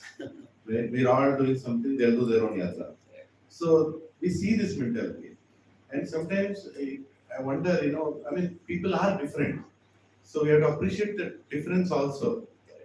But how do you balance that appreciating the individuality versus such kind of behavior? How do you, as a leader, what would you do? Are they doing it always, or are they doing it occasionally? 60% they do it. So if they are 60% is more than average, they are doing it, and they are doing it like that. So there are various reasons for that. One reason is some subordinates feel that now I have grown up sufficiently and I don't need to be treated like a baby. Like for example, some children, when they want to go to the bathroom, they will tell, Mom, I want to go to the bathroom. Up to the age of 5 or 6. After they become 7 and all, they go on their own. So they become more confident. When they become 9 or 10 and all, children can just go down the building and go and purchase something and bring also from the shop also. They become quite mature like that. And once they become a college student, then the mother and father should not come in, especially after the child becomes 13, 14 or so. The child desires freedom, freedom, adventure, thrill in life, and don't like to be too much followed up by the parents. They want the independence. So what I would suggest leaders who have got many leaders with them, what the subordinates generally want is, they want recognition from the leader, appreciation for their activities, and willing to lend his ears for hearing about their ideas and their successes. They want to share their successes. And they want to do adventure and not be too much followed up or not too much guided on what is to be done, what is not to be done. They say that when you started, we followed you. Similarly, when we started, them follow us. Don't too much prescribe, go like a horse has is what you call it, blind goes now. So like that, they say don't put this. Allow us to try out some creative ways, innovative ways, new things, and don't prescribe every small thing. Even for don't expect that for even for sneezing and coughing, you will take permission. So leave us little more freedom, breathing space. I have seen that there are different type of subordinates. Some subordinates are like children; they always want to movements. There are others who are a bit of neutral. Then there are people who desire more freedom. So then what happens if the leader understands that this person is desiring more freedom? They don't chase after them so much. Then the relationship is very good. And the moment the leader is saying that this is rebellion, this is insubordination, see, these people are aligned and you are not aligned. When we bring up such things, then they totally penetrate. They say, oh, this is the way you think about me? Then I will do my own thing. Now, I have taken training, so many years. Thank you for whatever you gave me. But now allow me to be on my own. And I can't actually, you can't mold me anymore. And I am grown up now. So even me, when I have sent to India to 15 temples, different devotees, leaders, I don't micromanage them at all. They all are in different temple, different situation. So they call me, oh, I need one help from you. I am having a particular problem. So how do I solve it? So I would tell them, if I were in your position, this is what I would do. There are 2-3 options I will tell them. And then I will tell them, you choose whatever you feel is best according to Desh Kalpa. I leave it to them. Then the relationship is good. If I'm going to tell them, oh, is it like that? This is exactly what you should do.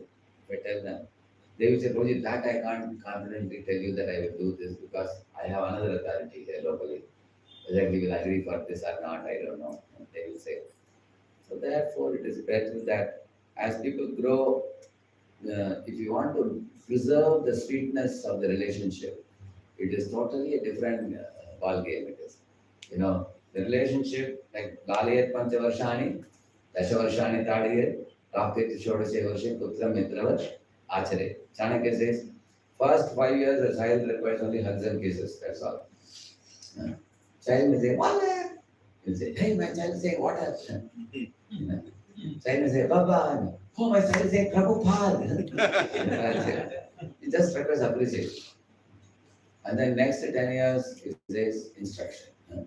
You can take a son or daughter and show this, show that. See, this is this, you should know what is right, what is wrong, everything you can tell. And then when they go to 16, they have that they're grown up beyond their shoulder also. Many parents will see that. How many of your fathers saw your son grow beyond their shoulder? Correct? Physically also, physically and figuratively also. They grow. Then you treat them like friends. Which means, the son asks, Papa, what do you want me to do? Better, there are many things you can do. 4 things or 5 things. And if you have any other idea other than this 4 5, tell me. That is also possible. Then they think, now you understand. So they may have to be given freedom, chance to adventure. So same with dealing with devotees also. Same. Devotees are of different nature. Are they?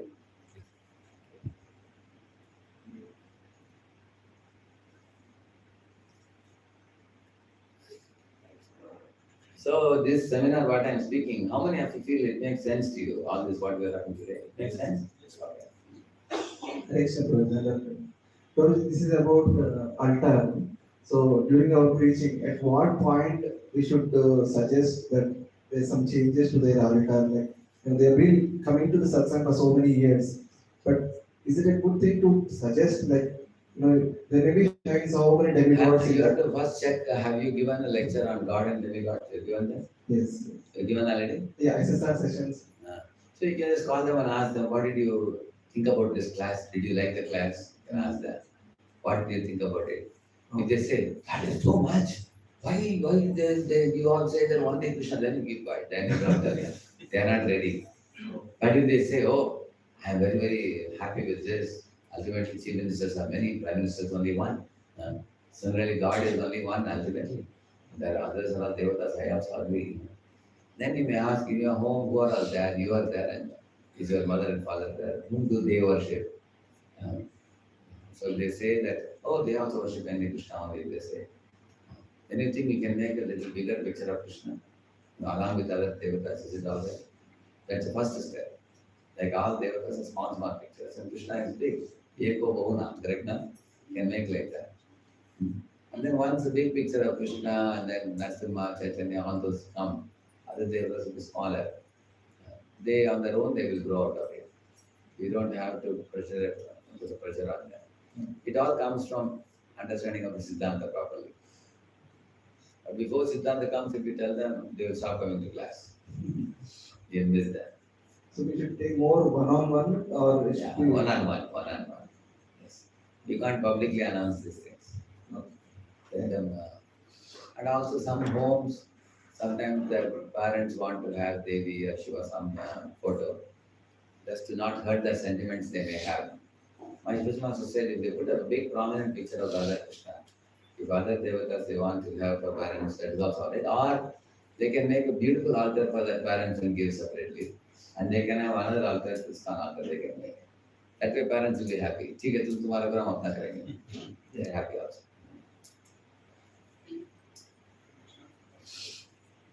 Dhanavad Pranam Prabhu.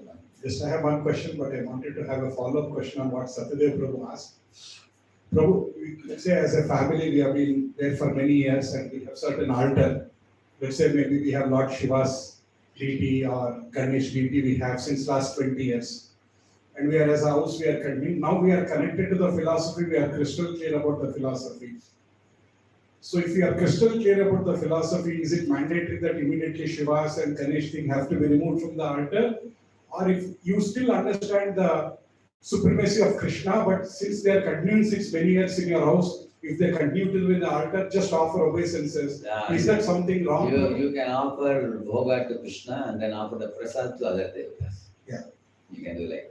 But if you are in Krishna conscious, is it mandatory that you have to remove the other deities in your altar? Generally what His Holiness Raghunath Maharaj said, I have been with him to 3 houses, in 3 months.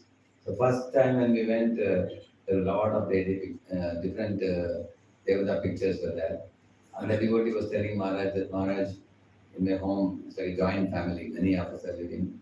I'm unable to. Maharaj said, don't worry, you have Radha Krishna picture, prominently you have put. You look at them, you worship, no problem, Maharaj said.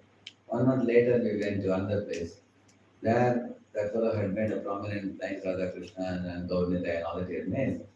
And, there were also demigods pictures below. And then he asked Maharaj, Maharaj, I made nice altar, what do you do with these devotees? So Maharaj said, you can keep them in the side, because they are also taking darshan. Like that he said, so he kept like this. Then we went to Akrur Babu's house, third month. So when Maharaj saw the altar, big Radha Krishna picture, and all the ISKCON altar was there, and then one side, Maharaj said, there was a packet kind of thing, cloth packet kind of thing was there. Maharaj said, what is that? Maharaj, all the demigods are inside. He said. I was just thinking of asking you, Maharaj, whether I should do Jala Visarjan or something like that. Maharaj said, no, don't put it in the water. In your family, if somebody is fond of these deities, if they want to worship Ganesha and Shivlinga, they want to worship, you can gift it to them, let them worship. Because if they may not be worshipping anything, at least they are ready to worship the devatas, they want it. They may know that you had it before. So if you say, I get Jalavisam, they will get angry on you. So you can give it to them like that. So Prabhuji did that. So if you don't remove, is it considered as insubordination to the parampara? No, if you don't remove, there is a problem in that. I really what is the problem. If you are a preacher, people visit your home, and when they see, like in Pune, I'll tell you, for example, we got this Balaji deity, correct? No? Big Balaji deity, life-size deity. We have kept it in one. The Balaji is giving darshan to the public people. Then below Balaji deity, along with that, this Banerjee had given us one Ganesh deity also. Ganesh was almost 1/3 of Balaji deity, right? So what our brahmachari said, they have put a Gaudiya Tilak for Ganesh, and they had kept Ganesh also sitting there. And Maharaj came and offered obeisances, he saw Ganesh, and then he called me to his room and said, Radheshyam, why they keep Ganesh? I said, Maharaj, both deities came together. That's what everybody said. Then Maharaj was telling me, see, if you keep this, then when your temple is a famous temple. Then many others will say, Radheshyam is keeping in Pune, so why can't we keep? Then all temples would want to have Ganesh. Everywhere in the world, people will copy that. Because many people are fond of Ganesh, people come. And people pray for Vignaharta, please make my business better. And many people will come like that. And it will be very bad preaching, he said. And you can give away this Ganesh to somebody who wants to worship. In case some people are fond of this thing. But keeping in public, because if, for example, if you are one of the devotees, you are keeping in the house and nobody is going to come and watch your altar, it's all right. But if you are going to be a leader or a preacher, then preachers, every moment is decoded by people. How a person behaves, how he speaks, how he conducts himself. Like, Lord Chaitanya went to Shiva temples and he danced also. Because Lord Shiva, he, in the negative axis and 0, 0 and positive axis, Shiva has role in all the three. In the negative axis, you will see he does pralaya. Pralaya kal, he does samhar, he does. In the 0, 0, you will find Shiva sitting in meditation. Completely absorbed. Have you seen the picture? Shiva. In the positive axis, he does Ananda Tandava. He does very beautifully. So he plays on all the three roles he has. So we can be great lovers of Shiva also. We can have deep affection for Shiva also. Because he is a Parama Vaishnava, Sarachara Guru. And Mahaprabhu accepted like that. In many, many temples he went. At the same time, when it comes to our altar, we don't keep Shiva or Ganesha and all because we understand, but common people will misunderstand. Common people foolishly decode that all gods are equal. Is that right? Thank you. Just one question if you can ask for that. First sloka, Bhagavatam sloka, what you were suggesting about certain qualities for devotee, tamba and few other things, anger and all, and that connects to in the mode of ignorance. But probably if we see a practicing Krishna conscious devotee, his focus is pure devotional service, but maybe because of anandhas, he's just an administrative sadhaka, still Anandas are there, anger is there and all. So is that considered as a prayer in the mode of ignorance, or is that still prayer in the Actually, mode there of are- goodness, but his qualities are in the ignorance? Actually, there are 81 type of devotion service. So when we cross all this, the 81st type of devotion service is called pure devotion service. So in the negative axis, all these are existing. And when you go to 0, 0, 0, 0 is the point, Mad Bhakti, Labhate, Param. From there, Shuddha Bhakti starts. From that point. That means Brahma Bhuta Prasannatma, Nashati, Nashamshati, Samasarveshu Bhuteshu, Mad Bhakti. So Mad Bhakti Labhate Param. My Bhakti actually starts there only, he says. Then what are we doing now? You may have a question, correct now? So we are actually preparing for Shuddha Bhakti. At the moment we are, like for example, 10th, 11th, 12th standards are preparing for IIT JEE. When they crack the exam, then they can get into IIT. Then that is like Shuddha Bhakti, correct now? When you start from 0, 0 onwards, till then we are actually kind of preparing for practicing Shuddha Bhakti. Another understanding I have heard is, even if you have not come to the point of 0, 0, if you are guided by a guru and you strictly adhere to his instruction, then you are doing pure devotion service. Although we don't have the qualities necessary for pure devotion service, we are trying to simply do what Guru has told us to do. Correct? Like Kanishta Mate Mottama. But generally, we can think that in these 3 verses, Kapila says that this is bhakti executed by one who is not yet free from the Guna. Bhakti executed by one who is not free from the Guna. So the gunas are still prevalent and they have not yet become purified. But there is a verse in Bhagavatam, Tada rajas tamo bhava kamado vadayaschaye cheta ete dana vittam stam sattve prasidati evam prasanna manaso bhagavad bhakti yogatah bhagavad tattva vijnanam mukta sangasya jayate vidyate hridaya granthishchityante sarva sanshayah Shriyante Jasya Karmani Drishtaye Vatmanishwari. So these verses say that Rajas and Tamas, when they are gone, then you come to Sattva. Prasidati, you become cheerful in devotion service. And then the connection with Krishna becomes very, very strong, Nishtha Bhakti onwards. So till Nishtha, it's a struggle. Nishtha onwards, then Ruchi, Asakti, Bhava, Prema.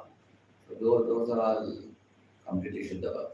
But even if you are a Vaidhi Sadhana Bhakta, say I am still in Sadhu Sangha Bhajana Kriya, but I am guided by a Vaishnava devotee, great devotee. Such a devotee is not condemnable because even though the gunas are causing him to have the anarthas, one is undergoing anartha. Somebody is fallen in a muddy pool of mud in the ground, now they are under the shower bath. Somebody ready to say, hey, this side mud is there, that side mud is there. But they already under the shower. So it's not worthy to criticize that. All right? Thank you so much, Prabhu. Sorry for the delay. One last question. Yes. Hare Krishna. Please accept my blessings. I don't have a question, but I have something to share. Inspiration regarding the class. Actually, the whole class where I felt like when a well-wisher, true well-wisher, always try to give the maximum benefit. That's what I felt when you brought the relevancy to our water consciousness, because which is very helpful to us. And also from the class, like from Bhaktivinoda Thakur's prayer, and also these whatever the examples in and the kings actually who Jarasandha harassed, all that thing. The way you brought it very inspired me because over the period of time, this possessiveness or doership mentality increases. Day by day goes in Krishna conscious practices. The doership mentality, particularly while preaching, also increases when provided one is not properly connected. That's what you are addressing. So how Bhakti Vinodha always depended on mercy of Krishna, means connection, means empowerment. When we lose that, how we become falsely proud like Indra. So those things are very, very closely connected. The entire class is very thematically covered, so very inspiring. And the source of actually empowerment is alignment with the Guru's instruction is actually united. Very wonderfully brought that theme, really inspired. Bro. Thank you so much. Hare Krishna. We have very good synopsis, isn't it? Very good. Oh, that's very good. Prabhuji recently joined us in our group, correct now? Yes. I connected there. Yeah. Invited, yeah. Prabhuji is doing very good preaching in his home. Yeah. Yeah, in his home. Which day you do the program? Every Saturday, 7 p.m. Lot of people come. The hall is like flooded, the 2 rooms become full in his house. You do 2 programs in a week, right? Yes, one online and one offline. Very, very wonderful. And Prabhupada, every Saturday we do Prashadam plus Srila Prabhupada book distribution for 2 hours in the morning time. Correct. Yeah. Awesome. Which area? Which area? Different area, Manipur area. different colonies, different Wonderful. areas. Very good. So we will have one more talk on empowerment next time because I have part 2 also of this. It will become more advanced now because we are going to have a lot of Shastric examples will come now. How empowered people acted and different examples or different themes we'll bring out next time when you come. I'll tell you the date for you. Kiran will book all these dates well in advance. So this is 17th of, this is March, no? March 17th is over. June, I think. And this is April. April, nothing is there, I think, here. June, I think. May. May. May is there, yeah. May 12th. May 12th, yeah. May 12th. Okay. You can hear this. Is 2:30, 4:30 good for everybody? SLATE? All right for all of you? Any difficulty for anybody? 2:30 is all right for you? Huh? Hare Krishna. So let us thank Prabhuji with 3 loud and enthusiastic Haribol. Prabhu, truly these SLATE sessions are at the next level. They help us to ask questions that we can't ask anywhere else. Really, because due to immaturity, we commit so many mistakes. I'm talking about myself. Many times commit mistakes, and then especially guidance in the sensitive areas where you have to recognize individuality and yet importance of authority also should explain. It's very difficult to explain, but you do it so nicely. Thank you. And actually, this is a very good forum of it's like August Assembly of wonderful leaders. So if this kind of things are done over the years, devotees become so mature and thinking deeply about the subjects. And that is the real thing that will bring sweetness in a community. Because what hurts the members of the community is they behave in a Kanishta way. Kanishta communities are very painful communities. People hurt one another like anything. Even big devotees who are 20, 25 years old also can hurt each other. And if they don't, Guru Maharaj was once telling, what is most important in the community is what people feel for each other, and not just what they speak. Because formally speaking and acting is more easy than feeling. So feeling good about others requires one to go from Kanishta to Madhya. So what we are endeavoring in this type of seminars is actually we are all making an effort to. It helps me also personally when I prepare these notes and chat with devotees. Then in dealings, we can bring this into action. Very happy. Thank you. Thank you. And just an announcement that this year we are doing 17 Rath Yatras. Last year 11, this year 17. And probably just told you from Manikonda too. Actually, this days Sri Giraj Prabhu also is in Manikonda, you know each other. And we are doing one Rath Yatra in Manikonda. So I think if we can think of, or we can do one more also. We can make it 18 chapters. We have 3 runs. If we can be assistant to you in any way, please let us know. Very good. Hare Krishna. So let's welcome Prabhu, your good name again. Vishwapati Mukunda Das. Let's welcome Vishwapati Mukunda Das, Prabhu. 3 loud and enthusiastic Haribol. And Gajendra Prabhu is also here. Let's welcome Gajendra Prabhu, 3 loud Haribol. Neerendra Prabhu is also here. 3 loud and enthusiastic Haribol. I think Neerendra as a team has come. I think. Yes, I think some of some esteemed members, Prabhuji also here. If some of you don't know Nirendra Prabhu, it's like in the whole Nalganda area. Now, some people who want to share something. So I'm preaching in my own Christian community.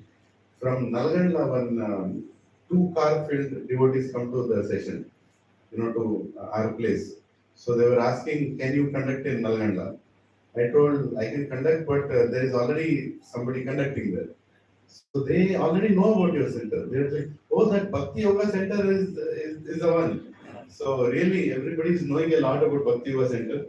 And it's amazing, Prabhu, how you are able to inspire so many communities. It's like a big ocean there. And then Rathayatra children performed in front of the Rath. You saw it, I think. No, I could not come there because we were having parallel Rathayatra that time. So I think Suparapur, you went there that time. Yeah. So it's amazing. It's such a beauty that confluence of all devotees come at one place and we hear from you. And Actually, in the Rathayatra, what I observed was some Matajis and older people, they can't catch up with the speed. So what he does, he takes Rathayatra to some little distance and they stop and the children do some performances, correct? Yeah, they do the performance. In the meantime, others catch up. correct. Those are left behind, they all come and join and everybody surrounds.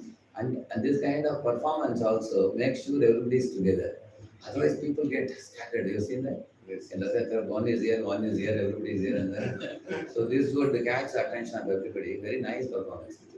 You had dances also there? Dances? Couple of dances with it. And dances, and one more thing you had children doing. What was that? Yeah, mostly it was dances, Prabhuji. Different age group kids were dancing, from small to big ones. Yeah. Those are things. Recitations, etc. also. Recitation, singing that Kada, Yeah, singing also. and that recorded song is so beautiful. This they perform that Kada they perform. Which the other song they did? Gopika. Jayati Teri Kam Krishna Janmana Vraja. Actually, when you put the song, people come running everywhere. So I thought it's a very good idea and Rathayatra. Little performances are the way. Yeah. We should implement what Prabhuji does.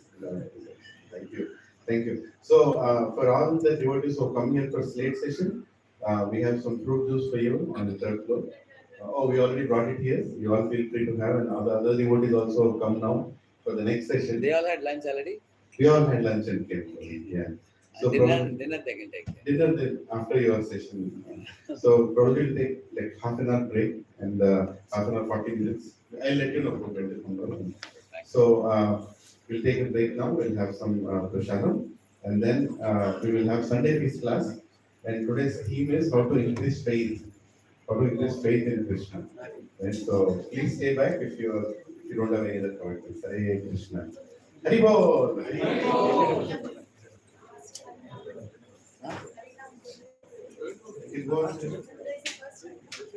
Oh, okay. Hare Krishna. So there is one proposal here. We have some time left now in between. So why don't we all go on a Harinam and come back? Yeah, in this locality we can just do a small Harinam. So let's have the juice and everybody go down. Somebody will carry the big music system here, and we will go ahead and do Harinam. Harinam Sankirtan ki. We'll come back here at 5:30. We are studying the class. Hare Krishna.